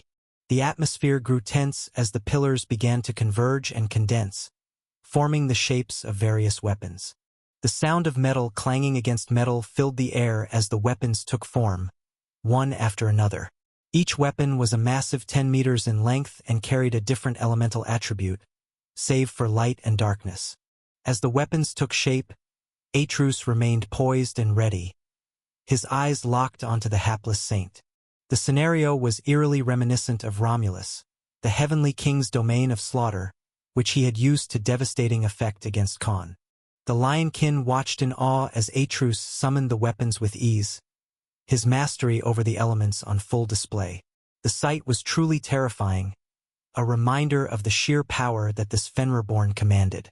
Despite the terrifying display of power, Atreus knew that this makeshift battlefield was a mere beginner level, with a range that was limited to a radius of only 5 kilometers.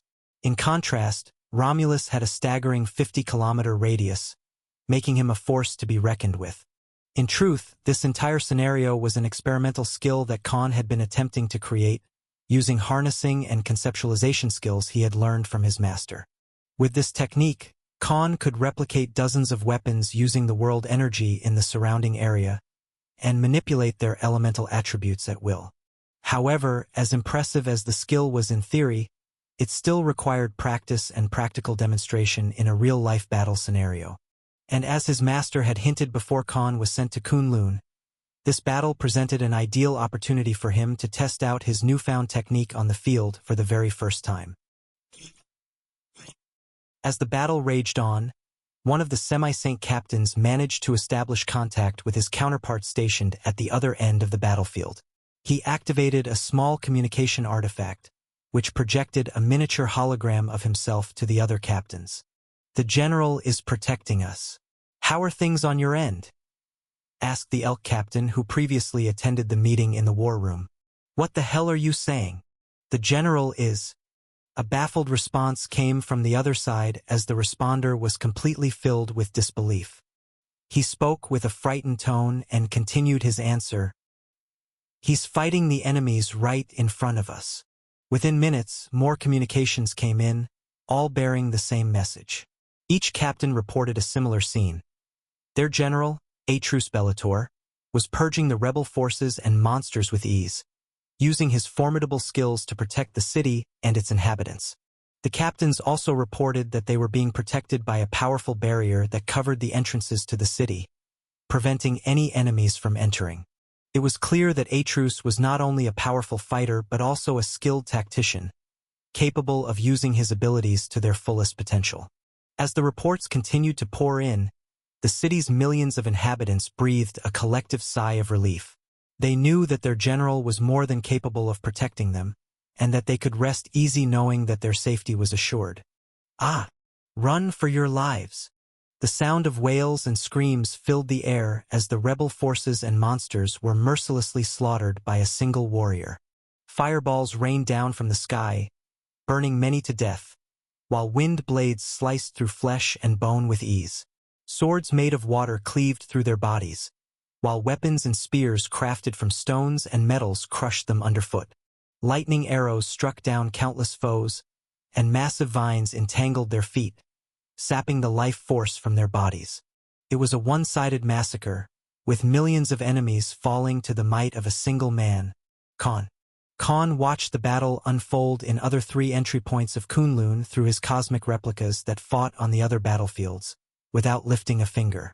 The rebel forces and monster army, which would have required hundreds of thousands of soldiers, dozens of warships, and at least 5 saints to defeat, were being decimated by Khan's power alone. As he watched this slaughter while smoking a cigar on his throne, 1 hour had elapsed since the carnage had finally ceased.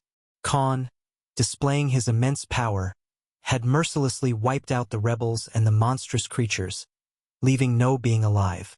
He showed no mercy, not even sparing a single survivor out of pity. In the current moment, Khan had concluded his inquiries about a crucial factor that would ultimately determine the outcome of this rebellion. As he reflected on the information gathered, a somber tone laced his words as he declared, "I understand now. It is time to bring an end to this." The reality separation spell dissipated into thin air, and the forces of Kunlun were greeted with the sight of a fearless warrior suspended in mid-air, completely unscathed by any visible injuries. Instantly, they became alert and bolstered their defenses, anticipating another assault. However, what unfolded before the captains and soldiers manning the warships left them utterly speechless. To their astonishment, there was not a single trace of the enemy on the battlefield. No lifeless bodies, no splatters of blood, not even a shred of clothing remained on the bare ground. Aside from the devastated terrain, with uprooted trees and the remnants of shattered warships strewn about, there was no evidence to suggest that a colossal battle involving millions had ever taken place. This peculiar phenomenon was not limited to this particular front alone. Khan had cunningly utilized his dimensional domain, which now spanned a massive perimeter of 25 kilometers, capable of accommodating millions of corpses. By employing his Quicksilver and Shadow Swap abilities repeatedly, he efficiently transported the slain adversaries into his domain while simultaneously replacing himself with cosmic replicas. This strategic maneuver allowed him to effortlessly collect the spoils of war. Khan Greedy Salvatore was not one to squander such an astonishing assemblage of monsters, powerful magic, and skilled fighters. Rather than letting their numbers go to waste, he saw an opportunity to bolster his own formidable legion force. Additionally, the Saint warriors who had led the troops were nowhere to be seen. They had vanished just as mysteriously as the enemy forces, leaving no trace behind. Take charge of clearing the battlefield and ensure that the citizens are informed that their perceived imminent doom has been vanquished by the representative of the Fenrirborn tribe. He commanded his subordinates before disappearing from the scene.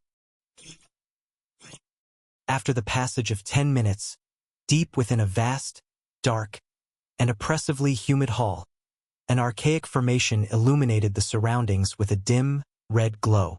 Spanning several hundred meters, this ancient arrangement served as the focal point of the scene. Scattered across various locations within the formation were the severed heads of different monster species, each one belonging to the very creatures that had ruthlessly besieged the city walls. These grotesque remnants served as a macabre testament to the fierce battle that had recently unfolded. At the heart of the formation, a 4th stage saint with the head of a rhino was seated. Blurk! He suddenly stood up as the magic formation backfired and hurt him instead. Standing at an imposing height of 2 meters, the saint's face contorted in a mixture of agony and anger as he retched, splattering his once pristine white garments with his own crimson blood. What in the world is happening? How can they all be dead? The saint bellowed furiously, his voice echoing through the hall in a display of his seething rage and frustration. Interrupting the saint's outburst, a voice chimed in with an apologetic tone. "Sorry about that. Stab. Stab. Stab." Suddenly, from out of the shadows, dozens of chains made of darkness and predatory aura lashed out, slicing through the air with deadly precision before impaling the 4th stage saint's body with a sickening squelch. The saint's eyes widened in horror and disbelief as the dark chains tightened around his form, constricting his movements and causing him to gasp in agony. Blood spilled from his wounds, pooling on the ground beneath him as he struggled to break free from the grip of the darkness elemental chains. As he fought against his restraints, a figure emerged from the shadows, stepping into the dim light of the formation. It was Khan, whose face twisted into a wicked grin as he surveyed the scene before him. Well, well, well, what do we have here? He mused aloud, gesturing towards the impaled saint with a flick of his wrist.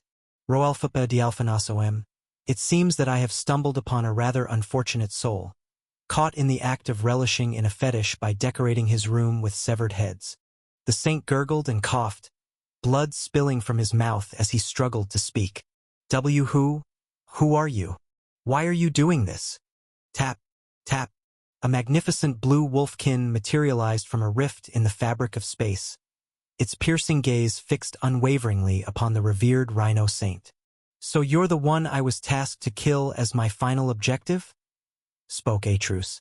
Confusion and frustration engulfed the saint's thoughts like a tempest. What in the world is happening? Why am I unable to harness my world energy or cast any spells? He pondered, his mind a whirlwind of disbelief and dismay, struggling to even shift his position. He felt a profound sense of helplessness settle upon him. Observing the saint's plight, the blue wolfkin's eyes widened in astonishment. My goodness! This is the first encounter I've had with someone of the esteemed shaman class. Individuals possessing such a rare classification are as scarce as the mythical phoenix, he remarked, his gaze momentarily shifting to the hall adorned with a macabre display of severed monster heads. The saint, caught in a state of complete bewilderment, found himself unable to fathom how he had been so easily discovered. His mind swirled with disbelief. The brawler saint, undeterred by the unsettling ambience emanating from the hall, nonchalantly remarked, I surmised that you must have been in close proximity in order to exercise control over all those formidable monsters. With an air of confidence, he continued, locating this concealed hideout, cleverly disguised as a mountain through the cunning employment of an illusion barrier and a handful of artifacts with stealth-enhancing properties, wasn't as arduous a task as one might imagine. Thud, thud. However, in the blink of an eye, his hand slipped, and an object clattered to the ground. Instantaneously, a paralyzing dread enveloped the rhino saint, leaving him frozen in sheer terror as his gaze fell upon the ghastly sight before him, the 4 severed heads of his fellow saints. The former emperor's son was overcome with dread and began to shake with fear as he laid eyes on the welcoming gift presented by the blue wolfkin. The sight of his fellow saints' decapitated heads filled him with a profound sense of horror and agony, causing him to lose any remaining will to fight. Nonchalantly, Atrus spoke, his tone carrying a chilling indifference. Do not be too taken aback. The torture was not as gruesome as it may appear. He offered a measure of solace to the captive saint, but his wide grin bore a devilish edge. All it took was the utilization of one of my recently acquired skills, and ask them nicely. He revealed with a benign smile. Atrus' voice then resonated with a somber tone as he spoke. It is still difficult for me to fathom that it was the son of the previous emperor who kindled this insurrection. Following a thorough interrogation of the saints captured during the battle, Atrus had unearthed the unadulterated truth behind the rebellion. The prime instigator of this upheaval was none other than the son of the former emperor himself, who had assumed leadership of a long-fallen tribe. A sudden outburst erupted from the wounded saint, his body writhing in pain as blood gushed from his wounds. His gaze was now brimming with unbridled hatred directed towards Atrus. What do you know? My tribe was reduced to nothingness, our power and authority ripped away after that wretched bitch you call the Empress killed my father and usurped the throne. I am worth so much more than being just a mere no-name saint from a feeble tribe. He bellowed with fury and resentment radiating from his words. After my father's demise, a motley crew of unremarkable nobodies ascended to positions of power without a shred of great background. My tribe was once the most formidable force in this empire, and now, we are forced to kowtow to these inferior ones. His voice echoed with a deep-seated disdain. Let me get this straight.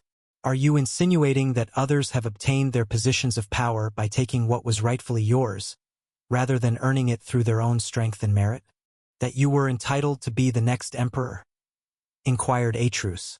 As the shadow disciple strode towards the saint, he declared, I am not the type to condone nepotism.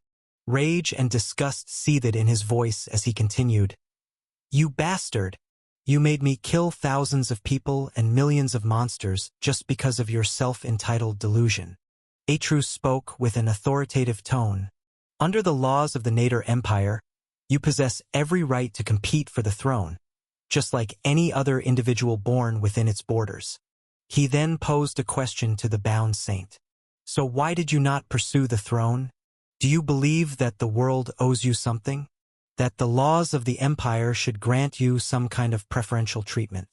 Atrus' inquiries were relentless, probing deeper into the saint's twisted sense of entitlement. Swoom. Suddenly, the brawler saint's appearance began to transform. His features softened, revealing a handsome face with black eyes and shoulder-length hair. He now donned a striking dark gray attire with silver outlines and intricate patterns, giving him the aura of sovereignty. A human? Exclaimed the rhino saint in bewilderment. You know where I am from, said Khan, sighing in a heavy tone. Something such as equal rights, freedom of speech, and every person can become anything in life as long as they want it, is told to the masses from a very early age. But it's all an illusion, a beautiful lie. His somber tone resounded in the hall, paying no heed to the surprised countenance of the saint who just saw the Fenrir-born Atrus turn into a human Khan. Equality from birth is nothing but a myth. Opportunities are not distributed equally, and not everyone is given a fair advantage from the start. He continued in his weighty tone. In my world, one's race, skin color, religion, and social status in the world all play a crucial role in determining their fate. He spoke of the harsh reality on Earth. Those who are born into less fortunate circumstances or without influential backgrounds are seldom able to realize their aspirations or achieve their dreams. He continued with a touch of bitterness. From early childhood, the world and those in control of it deceive us with false promises and illusions. He spoke in a helpless voice as his figure slumped. By the time we come to the realization that it was all a mere facade, we find ourselves trapped in a life of servitude to those in power, be it the government, some corporations, the families of politicians, or entitled individuals like yourself who have undeservingly obtained such positions. He spoke with a solemn tone, emphasizing the gravity of his words. In this empire, individuals can attain their desires through their own efforts. At least, the laws of this empire are truthful from the moment of one's birth. Khan's eyes blazed with anger, sending a menacing chill down the saint's spine. You claimed to your fellow saints and tribe members that your aim was to bring about a revolution against the prejudiced imperial rule. However, the instant you endangered the lives of innocent individuals, all of whom already endure endless struggles and hardships, you crossed a line that cannot be justified. His features contorted with a mixture of tyrannical rage and loathing. Your actions do not reflect a noble cause. You are not a revolutionary, but rather a delusional, despicable bastard. Violence, violence, violence. I don't like it. I avoid. But violence likes me. I can't avoid. Although he maintained a nonchalant attitude towards killings, Khan's demeanor suddenly shifted as his gaze turned icy cold. Swoosh! With a swift movement of his forefinger, he executed the dimensional cut skill, causing a head to roll onto the floor. Khan spat out with contempt and spoke as he saw the light in the saint's eye fade. You're nothing but a terrorist. In an alternate reality, a horrifying and macabre landscape materialized as a new realm unfolded. Within this realm, a gut-wrenching and terrifying environment filled with death and misery, accompanied by the deafening screams of millions of tortured beings, manifested itself. The agonizing screams of dread and indescribable pain echoed through the air, permeating the atmosphere with an oppressive aura of despair. As far as the eye could see, the realm was littered with the corpses of countless species that Khan had never even seen in Vantria. A vast expanse of mountains and rivers of blood stretched for hundreds of kilometers, forming a gruesome and chilling scene. Among the corpses lay the remains of titans from a bygone era, elder dragons of legend, and even the chained, yet radiant skeletons of archangels with 6 wings. Some of the corpses were so massive that they dwarfed the tallest mountains in Vantria, like the bones of the primordial monster known as Simurgh that had crumbled and lay discarded in a corner of the realm. At the other end of the realm, the rotting corpses of god-beasts and variant monsters towered several kilometers high, even in their sleeping positions, adding to the eerie and unsettling landscape. The rivers of black blood snaked their way through the realm, staining the ground with a sickly shade of red. Charred bodies were strewn everywhere, adding to the macabre and oppressive atmosphere that enveloped the surroundings in shades of black and red. At the summit of the largest mountain, a massive black platform hung suspended in mid-air, stretching for dozens of kilometers as if it belonged to the overseer of this realm. 2 imposing arches made of the skulls and bones of god-beasts and primordial beings rose up on either side of the platform, serving as a grim reminder of the immense power which belonged to the being that ruled over this domain. Standing before the platform was a colossal humanoid figure, shrouded in a scaly and metallic armor that gleamed with a lustrous golden sheen. The figure's helmet resembled that of a lion, complete with a majestic mane, but despite the armor's intimidating appearance, no one could discern the true identity or species of the being beneath it, save for the piercing glow of its white eyes. In the figure's left hand, a blood-red weapon pulsed with a life of its own, flowing with fresh blood as it constantly reshaped itself into different forms. At times, it took on the shape of a spear, then a giant's sword, a battle-axe, or even a scythe, yet it never seemed to settle on a final or definitive form. The entity then sat at the end of the platform, seemingly engrossed in observing a particular ongoing battle within Vantria, displayed on a panel-like screen made of blood. Its gaze was fixed on the display, as if intently studying the unfolding events with a keen interest. Crackle! Crackle! The entire realm shook as a black and red void tore open the fabric of space and time, splitting the very air with a deafening roar.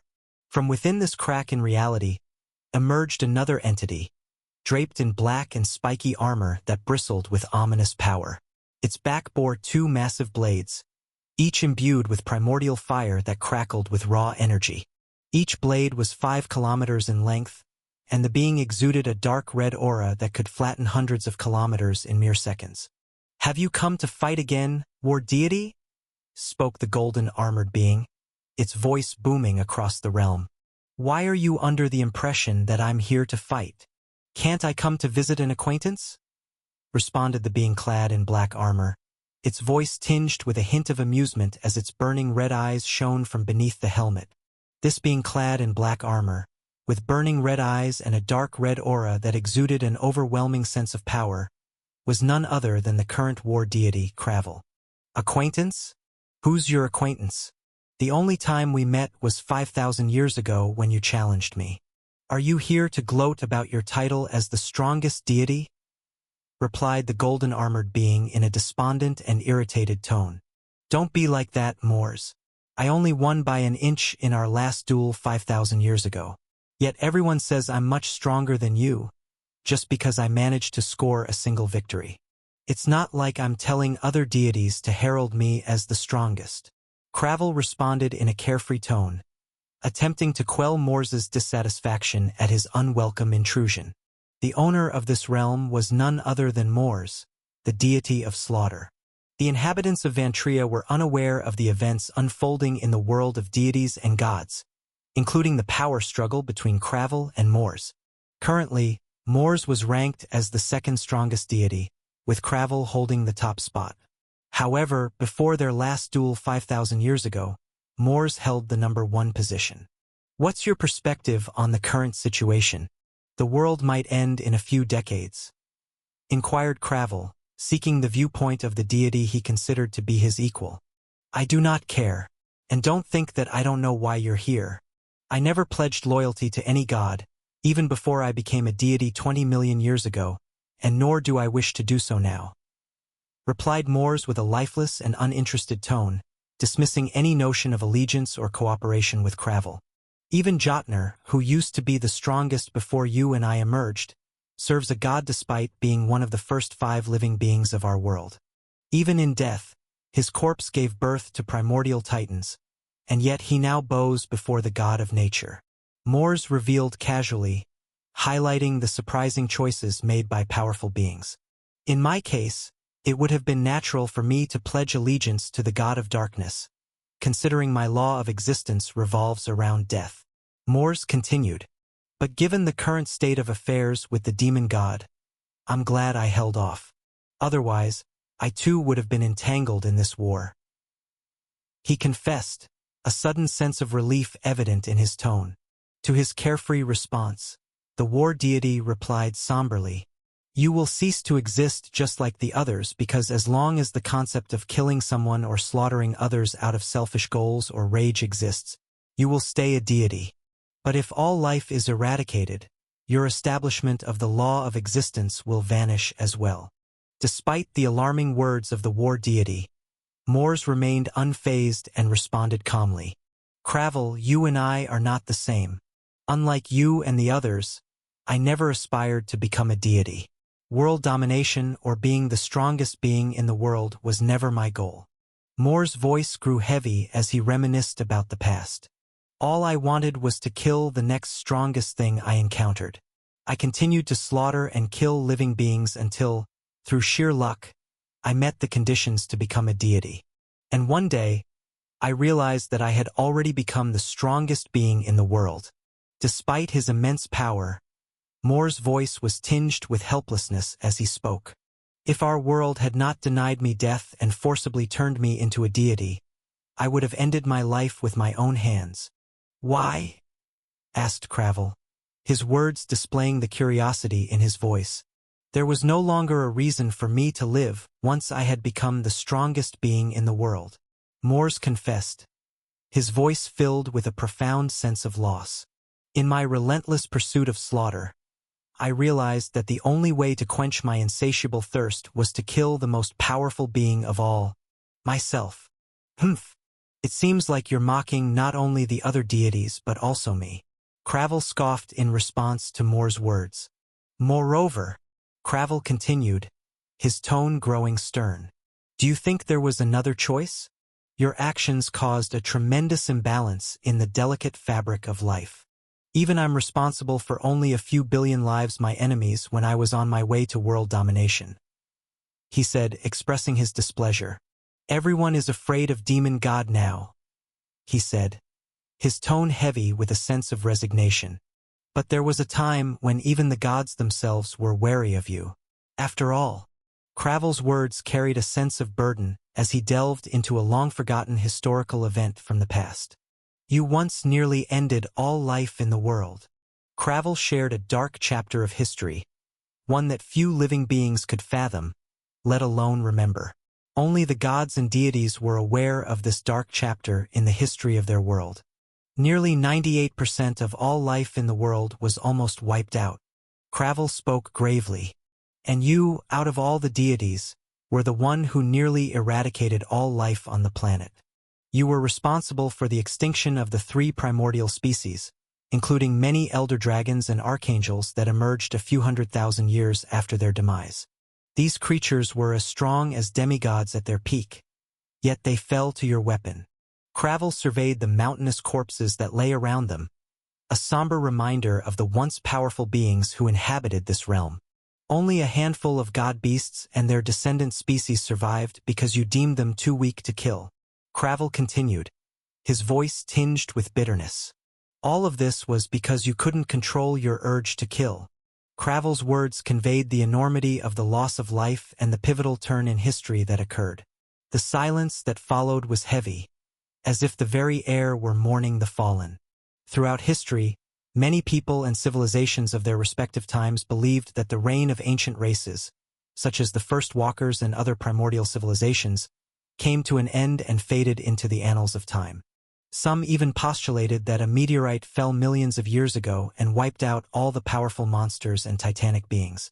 Egglesnell, however, as Cravel revealed, it was Moores, the deity of slaughter, who brought about the end of the era of primordial beings and decimated the great numbers of elder dragons and archangels. Mor's actions were so devastating that even the current number of elder dragons, archangels, and god-beasts could be counted on one hand.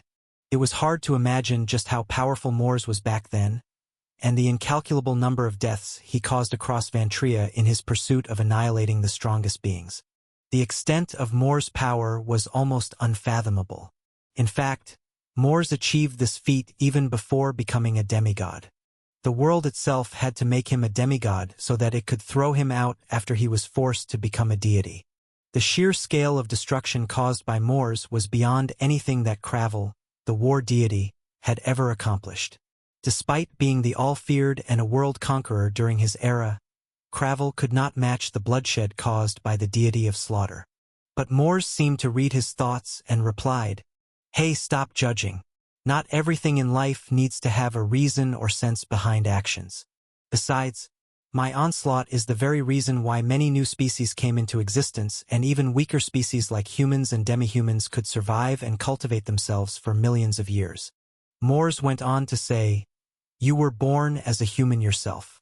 Do you think your entire human species even had a chance of survival if the old civilizations and monster species existed? The current world is thriving because of my thirst for killing. Otherwise, you wouldn't be standing here either." Cravel was stunned by Mor's words. He couldn't deny that Mor's actions had, in a strange way, allowed for the evolution of new species and the survival of weaker ones. However, the price of so many lives lost was too high to justify. Don't be so naive. The strong will always prey on the weak, and the world will always be a brutal place. I merely expedited the process. If not me, then someone else would have done it anyway. Added Mor's after sensing Cravel's hesitant expression. I have lived long enough to grow bored of killing long before I became a deity. The deity of slaughter stated, shifting the discussion to a different topic. A mischievous glint appeared in his eyes as he continued, "Something interesting has happened recently." He paused for effect before revealing, "My apostle has taken the new hero of darkness as his disciple. And look what I found." He let out a snicker, relishing in the intrigue. "You made him your apostle without him even knowing it when you sent him to Vantria, you sneaky bastard." He laughed playfully, teasing Cravel. The war deity, confronted with this revelation, didn't even attempt to refute it. He acknowledged the truth in Mor's words, understanding the cunning scheme that had unfolded. The new hero believed he manipulated me by provoking my loyalty to the god of darkness. Cravel spoke in front of Mor's, the only deity unaffiliated with any god. He thought that by challenging me and my allegiance, I would grant him my blessing through impulsive decisions made to prove myself to him and my liege. What a foolish child. Did he truly believe he could deceive deities and gods so easily? Said Cravel, and his voice held a hint of pity. Ah, these idiots summoned from other worlds. They always think they are the cleverest. Even now, none of them knows the truth behind this entire war against the demon god. Responded Mor's, disappointed. The revelation brought a sense of disillusionment. The heroes, brought from other realms, were oblivious to the intricate machinations of the deities and the hidden agendas of the gods behind the conflicts they found themselves embroiled in. It was only the 8th hero of darkness who found out about it, and that's precisely why he slaughtered all the other heroes 3 centuries ago. The deity of slaughter remarked, his voice laced with a hint of joy. Although, I must admit, it made things more interesting for me. If Romulus had not already become my apostle, and if he himself were not a hero of the god of darkness, I might have considered that man as a potential alternative. He spoke openly. Cravel, now facing the deity's imposing figure, was curious. Your apostle had also trained the 8th hero to some extent. But why the sudden interest in these matters after 320 years? He inquired. Mor's smirked in response. I have no interest in your apostle, nor do I care about my own taking him as his disciple. Instead, I'm more intrigued by that individual over there. He spoke, gesturing towards the blood screen on which he had recently watched a battle, zooming in on a particular figure. A fiery-haired man dressed in black and red armor with yellow highlights held a giant's word that emitted a blood-red aura as he single-handedly massacred thousands of soldiers. The battlefield was a gruesome sight, with mangled and melted bodies and burnt flesh littering the ground while black smoke filled the sky. The battle seemed to be between noble lords and their armies, and some of the people he killed were even saints, just as strong as him. As the redhead continued to mercilessly slaughter his opponents, who were desperately fleeing for their lives, Mors couldn't help but express his admiration for the man's bloodline, abilities, attitude, and ruthless tactics. "I like his style and potential," Mors said, openly revealing his fascination. Cravel too was taken aback by the individual's display of power and began to examine him closely. Even with such a limited amount of that bloodline, his abilities and skills have the potential. And if guided to follow the law of slaughter, Cravel spoke, acknowledging the person's immense potential with a hint of bewilderment. "He can be as strong as the Demon Emperor."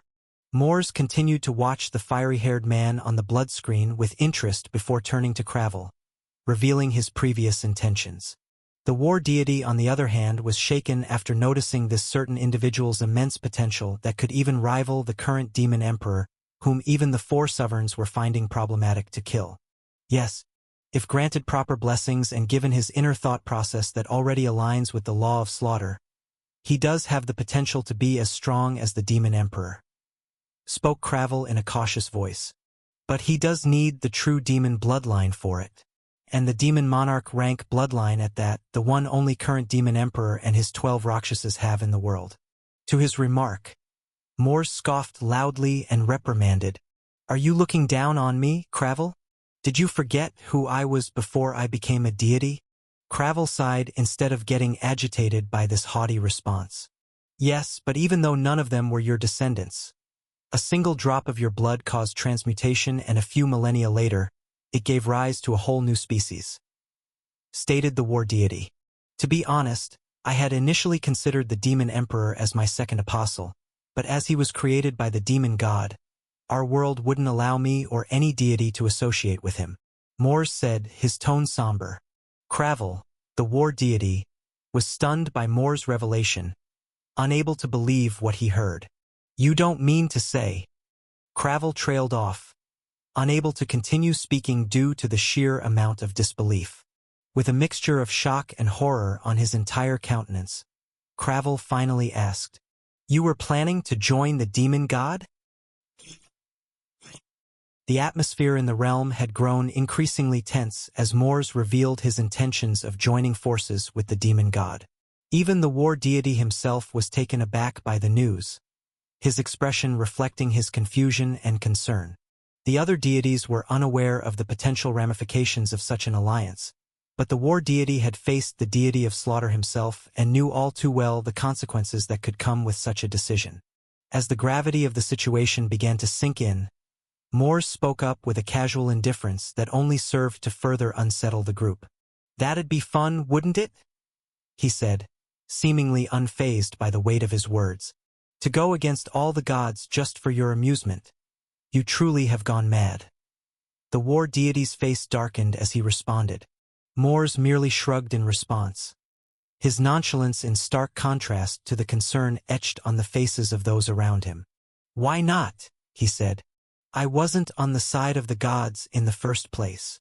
The room fell into an uneasy silence as the war deity attempted to convince Mors to reconsider his alliance with the god of darkness. Despite an hour of discussion, the two were unable to come to an agreement, and the war deity eventually decided to leave. As he prepared to depart, the war deity issued a stern warning to Mors. "Don't complicate things," he said. "The last thing we need is another demon emperor who could upset the delicate power balance of the world." Swoom!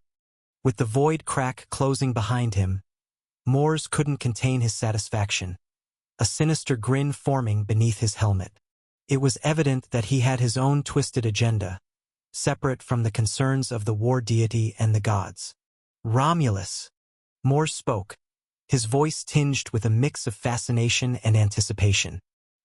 "He is already a unique individual with the bloodline of Fenrir running through his veins. Such potential for entertainment. Yet Mors paused for a moment, reflecting on the past. For the past 80 years, he continued somberly, Romulus has been consumed by his duties as a leader, dedicated to safeguarding his tribe and protecting his empire. A hint of empathy crept into Mors' voice as he mused further. Perhaps he is just afraid, he said, his tone tinged with understanding. Afraid of losing yet another home, another family, just as he did when the Abyss Empire was destroyed. In that moment, Mors unintentionally revealed a glimpse into his apostle's traumatic past.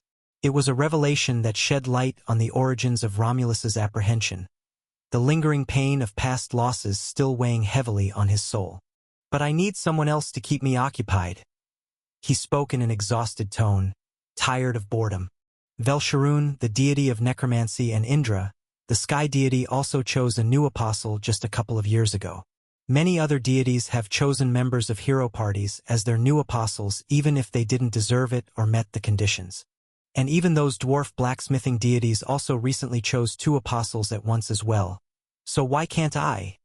He spoke, reasoning with himself while looking for a valid justification. It's not like this world is going to last for more than 2 decades anyway.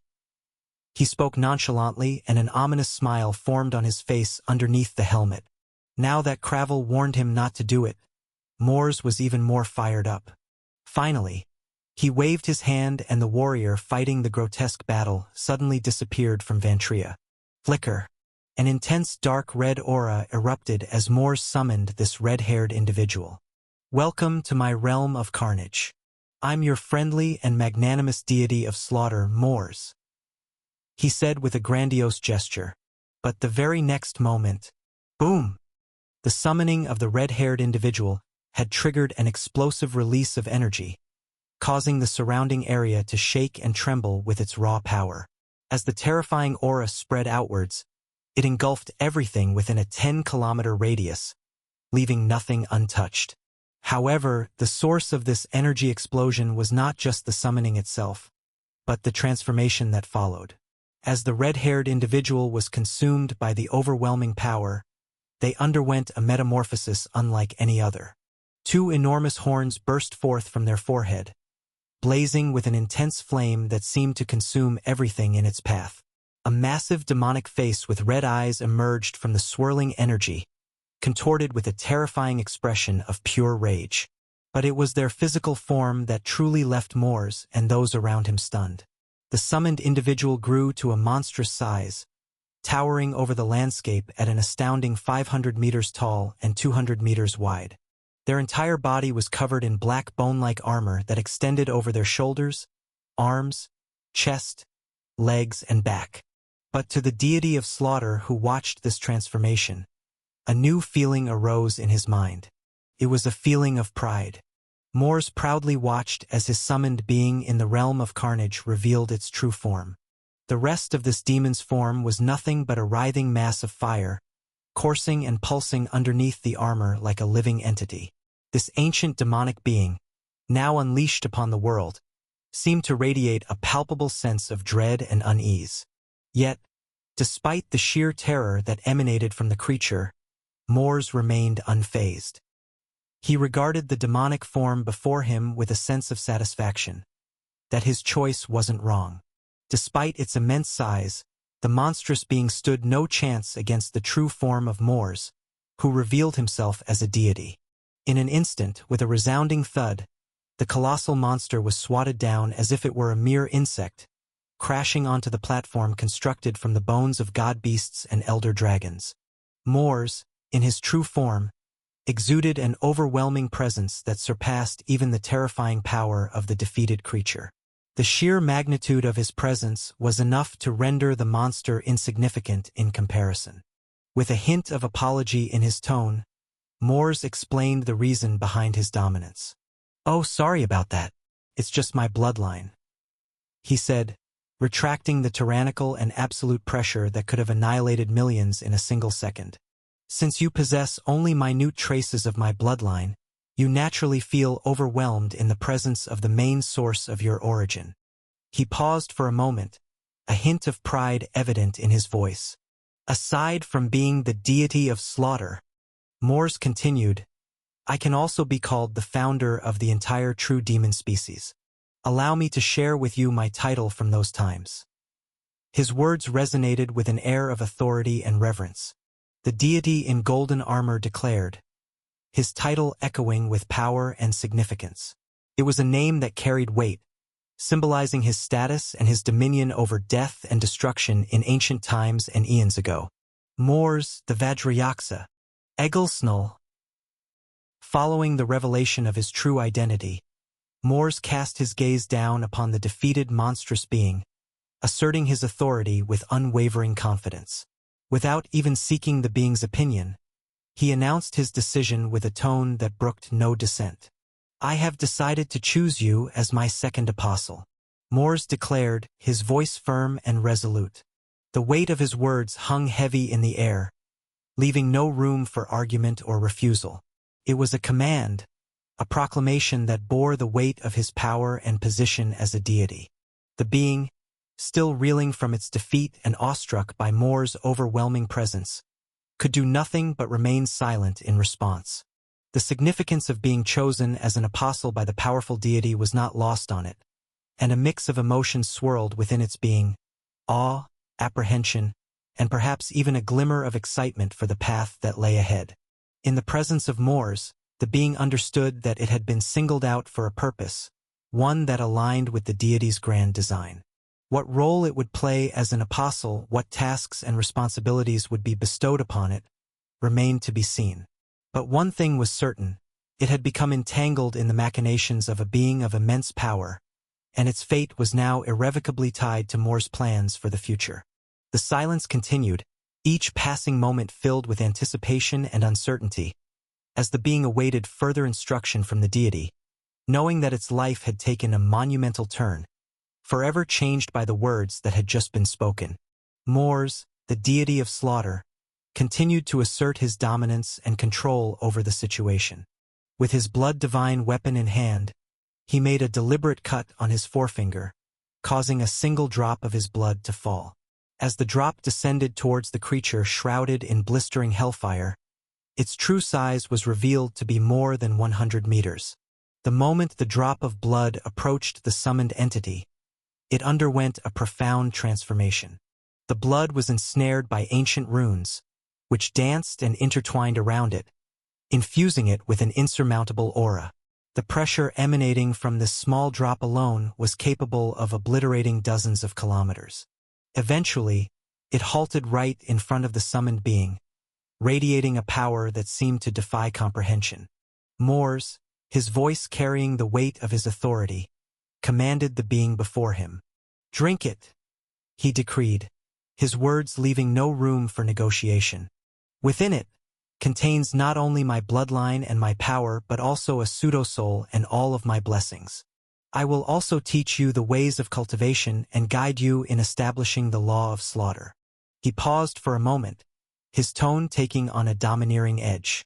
"In return," Mors continued, his words laced with expectation, "when the inevitable Great War arrives and the world is filled with chaos, I demand that you provide an enjoyable show for me." The monstrous being stood in awe and trepidation, fully aware of the magnitude of what was being offered to it. It understood that by accepting Mors' blood, it would be able to ascend to higher rank and evolve into a new being while breaking his own past limitations. The weight of this responsibility was both thrilling and daunting, for it knew that its path would be one of unceasing slaughter and destruction. As the silence settled once again, the creature contemplated the choice before it. The allure of power, guidance, and purpose clashed with the uncertainty and potential consequences. Ultimately, it knew that there was no other option but to comply with the deity's irrefutable decision. The figure standing before Mors bore a striking resemblance to a malevolent demon, hailing from the depths of hell itself. Despite currently being at the level of a third-stage saint in a life-or-death confrontation, he possessed formidable power and strength, rivaling even that of an intermediate fifth-stage saint. The name of the individual who stood before Mors was none other than Jugram. Following the cataclysmic battle of Kunlun, which had been brought to an end by the sheer might of Atrus, who had served as the war general, the time had come to report the details of the conflict and complete the necessary paperwork for the imperial authorities. Unlike his usual modus operandi, this time, Khan had no choice but to relinquish the Saint Corps and their corpses to the authorities. He found himself acting like a dutiful police officer, meticulously registering each and every detail of the conflict, down to the last bullet in his metaphorical gun. It was the price he had to pay for operating under the government's jurisdiction, something that he had always sought to avoid since his arrival in Vantria. Despite secretly absorbing the Saint's abilities, Khan could not help but feel that it was yet another letdown. Khan was well aware that many of his pre-existing abilities were far more unique, high-ranked, and superior to those possessed by the Saints. The majority of his skills were derived from legendary and mythical rank monsters with exceptional bloodlines and physical abilities. In stark contrast, Saints primarily possessed skills that were solely oriented towards their class.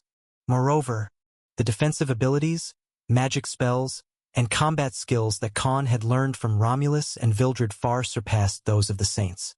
This led him to question the authenticity of these 5 individuals and whether they were in fact true Saints or just fakes. As for the other rebels and monsters, thanks to the reality separation spell, none of the soldiers and the captains had witnessed the events of the battle. And Greedy Salvatore wasn't the type to let go of profits so easily. Given the sheer scale of the battle, which had involved millions of combatants, Khan was not about to let such an opportunity slip away easily. The Saints, whose identities had been recorded and catalogued, possessed the most sought-after resources in the world: their cores. Even empires themselves needed these cores to cultivate the next generation of Saints. However, once labeled as traitors, there would be a fierce struggle to obtain them. Khan had no desire to be a part of that struggle. The current version of himself sought to remain as far away from politics and the prying eyes of the Empire's top figures as possible. Given that rebels and monsters held no significant value as resources and were ultimately disposable, there were no questions raised about their whereabouts. Even the flying battleships possessed more worth to the Empire than their corpses and gear. Taking advantage of this fact, Khan utilized his dimensional domain to pull them inside. As a 5th-stage Saint, the current range of his dimensional domain extended up to a 25-kilometer radius from his location. Since the battle had taken place in 4 different directions and the total number of monsters and rebels were divided in 4 different ends of Kunlun, all Khan had to do was use Shadow Swap with his cosmic ether replicas to pull them inside in a single sweep. Moreover, as the war general, no one dared to question the whereabouts of the enemies, allowing Khan to complete this task without any issues. With the rebels and monsters safely tucked away within his dimensional domain, the only task left for Khan was to utilize synthesis to create a new variant of stronger monsters. This would increase the total count of his Legion members to more than just a couple of million. Who knew if he was lucky and ended up creating another legendary rank subordinate? Under the veil of night, a highly important meeting took place in Tenochtitlan, the capital of the Nader Empire. The meeting was held in the main hall of the Imperial Palace, a place of great significance and importance. During the meeting, the Imperial advisor, Zyatson, who was a green-skinned crocodile-kin, reported to the Empress about the outcome of the battle at Kunlun. It was a crucial report that would affect the future of the Empire.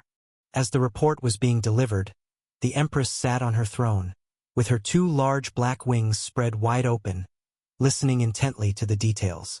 The Empress's authoritative tone reverberated through the vast 1-kilometer-long hall, which was capable of holding up to 10,000 people at once. Her sharp gaze fixed on the Imperial advisor, Zyatson, as she inquired, "Who is this Atrus Bellator?" Zyatson spoke in a serious tone, detailing Atrus's actions in the battle at Kunlun. He managed to kill the Hodag by creating an opportunity for his ally to strike a lethal blow. It was a direct descendant of the god-beast Behemoth, and a mythical rank monster at that.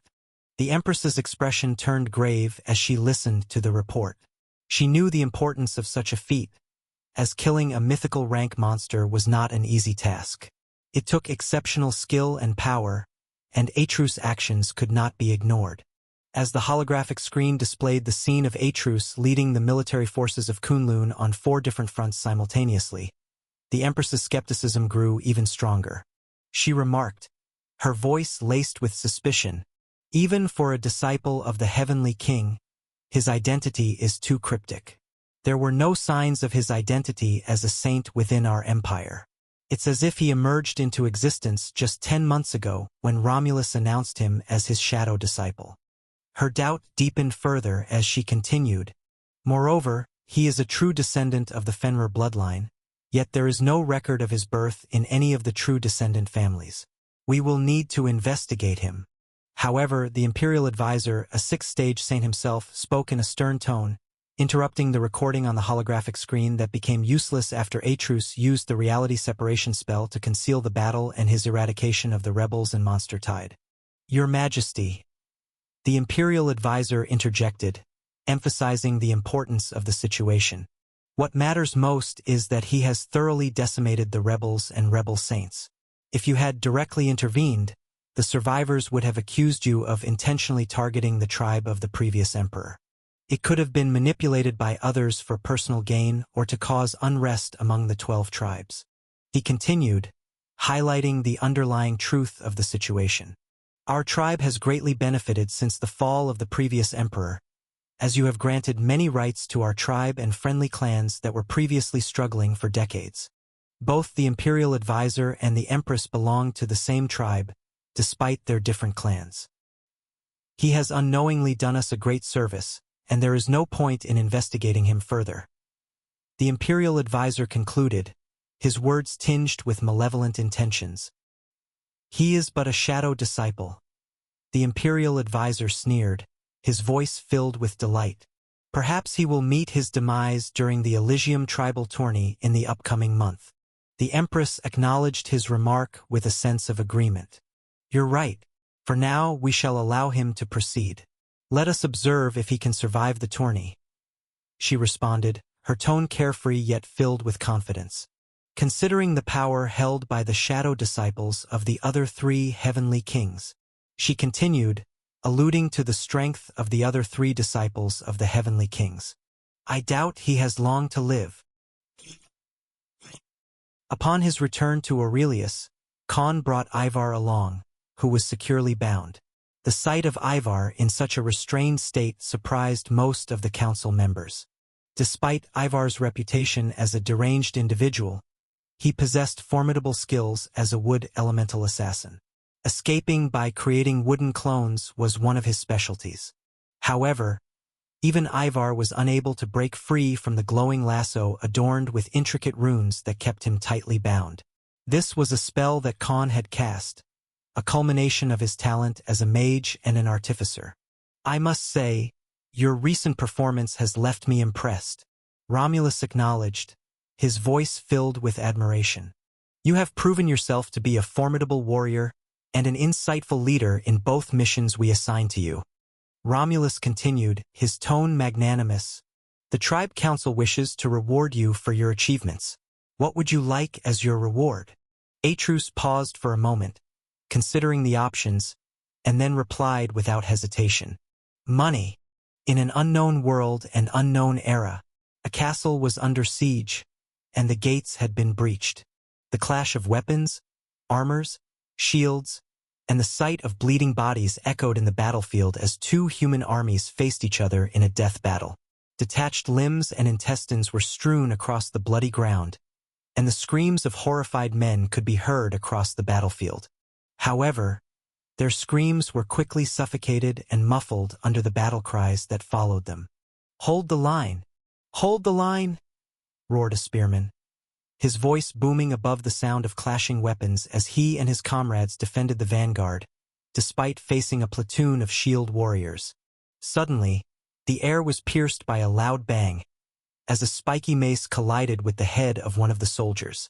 The force of the blow punctured holes in his entire face while cracking his skull, killing him instantly.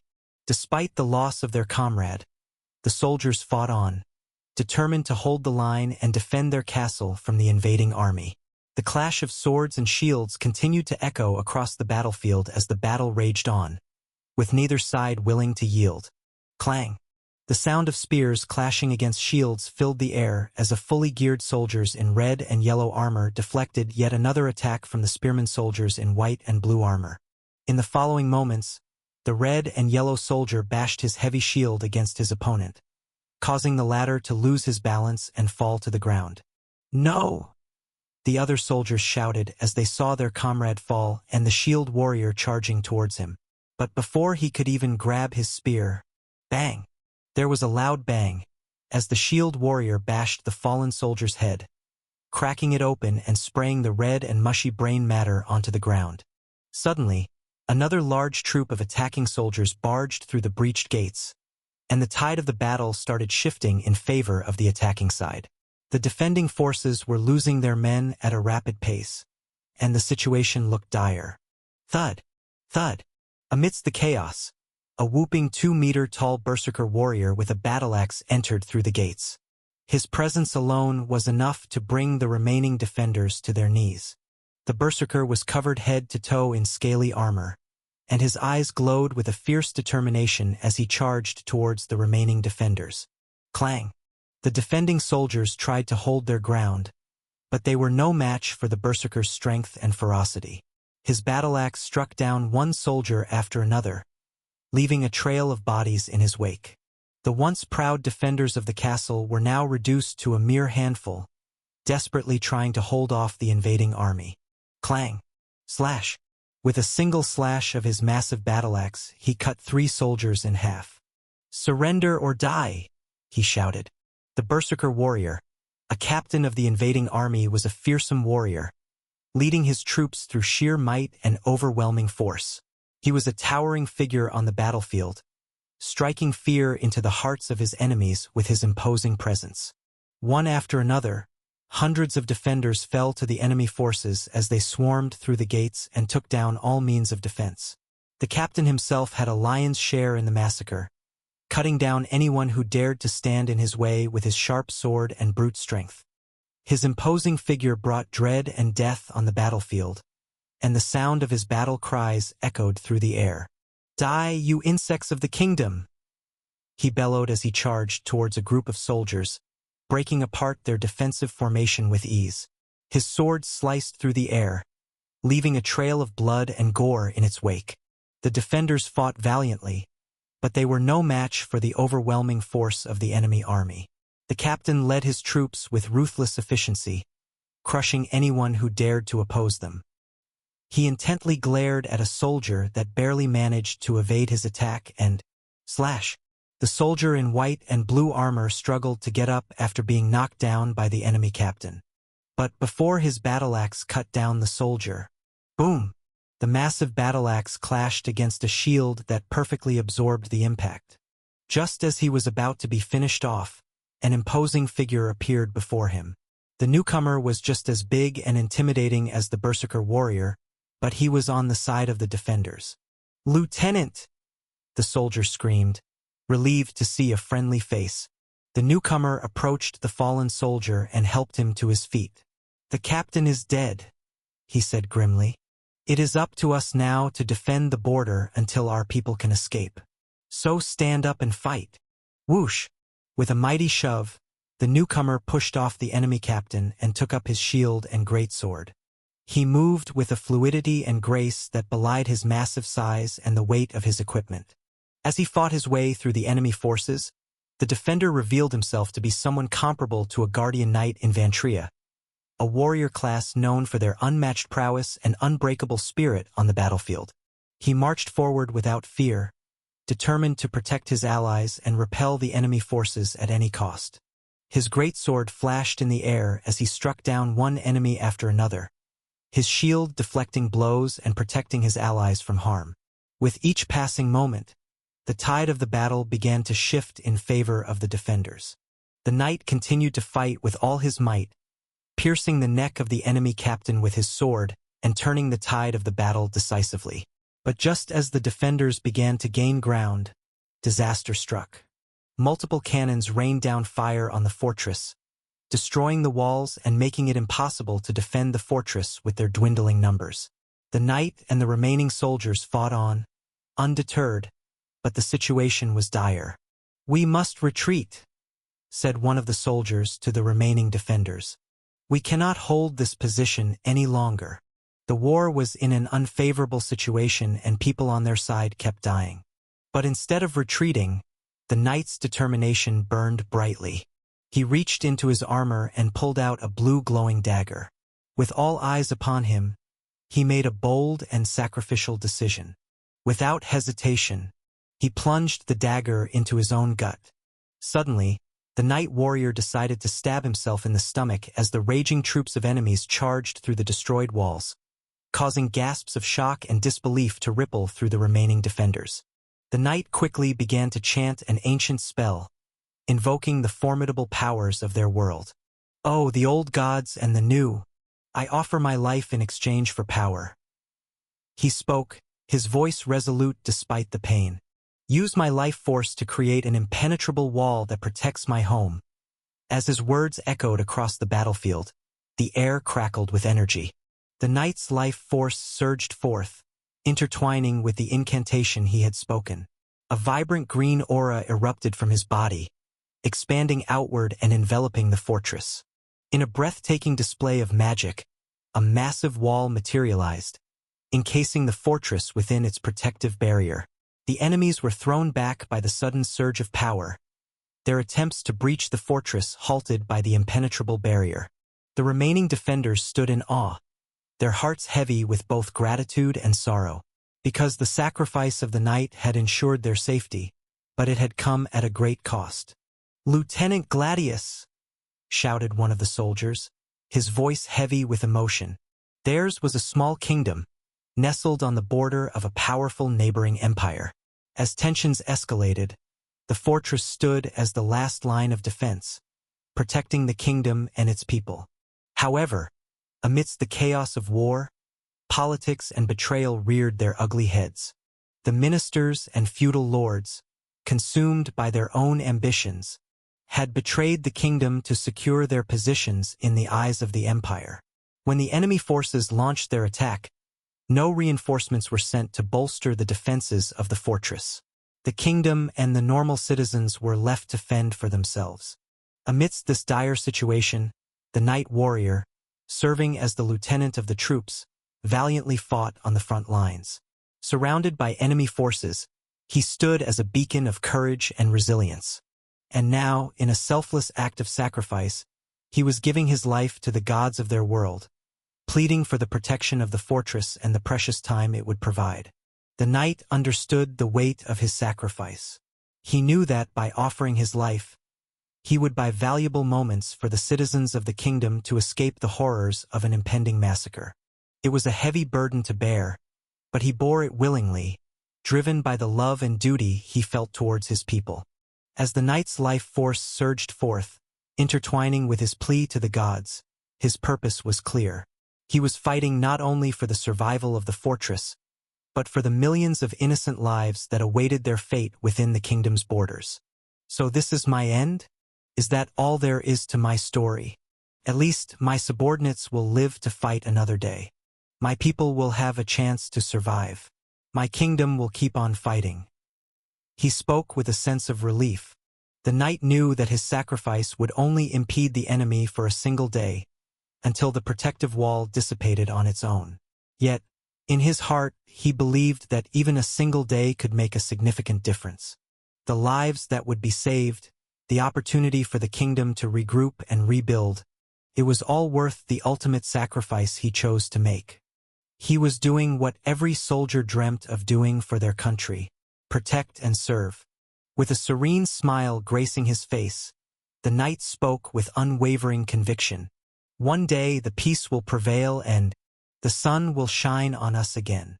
His words carried the weight of hope and determination, resonating with those who stood witness to his noble act. Closing his eyes, he embraced the inevitable death as he lost his ability to speak and move, his warrior spirit unyielding until the very end. In that final moment, the knight's sacrifice became a testament to the indomitable will and unwavering loyalty that defined him. Xing! But in the very next moment, the world around the warrior vanished, and he was enveloped by blinding white light. When he opened his eyes, he found himself in a completely different dimension of reality. The air felt different, charged with an otherworldly energy, and the colors were more vibrant than anything he had ever seen before. As the warrior looked around, he saw that the landscape had changed too. He was no longer standing on the battlefield, but in front of him appeared a vast and unending expanse of a transcendent being. This being had a humanoid appearance, but with a mixture of all the elements of reality such as water, earth, metal, wood, wind, and fire, leaving many others he could not even recognize. It was like looking at a living embodiment of the world itself. The eternal being sat in a meditative pose, its eyes closed as if lost in thought. The warrior estimated that it was several hundred kilometers away, yet it felt as if the being was right in front of him. He felt a sense of awe and reverence wash over him, as if he was in the presence of something truly divine. For a few moments, the warrior stood there, unable to move or speak. Finally, he found his voice and asked, "Who are you? And why have you brought me here?" "I am Termeset," spoke the divine being, its voice carrying a soothing quality that put the warrior at ease. "In my world, I am known as the god of nature." The warrior listened intently as the being continued. "You died heroically in your world," it said, "but before your body completely perished and your soul was dispersed, I pulled you into my realm and cured your condition." The warrior felt a mix of confusion and gratitude. However, the impact of watching his comrades and those who served under him being brutally massacred right in front of his eyes was still vivid and imprinted on his mind. "There's a reason why I preserved your life, child," revealed Termeset in a benign tone. The warrior waited with bated breath to hear what the god of nature had to say next. "I want you to become my chosen hero,"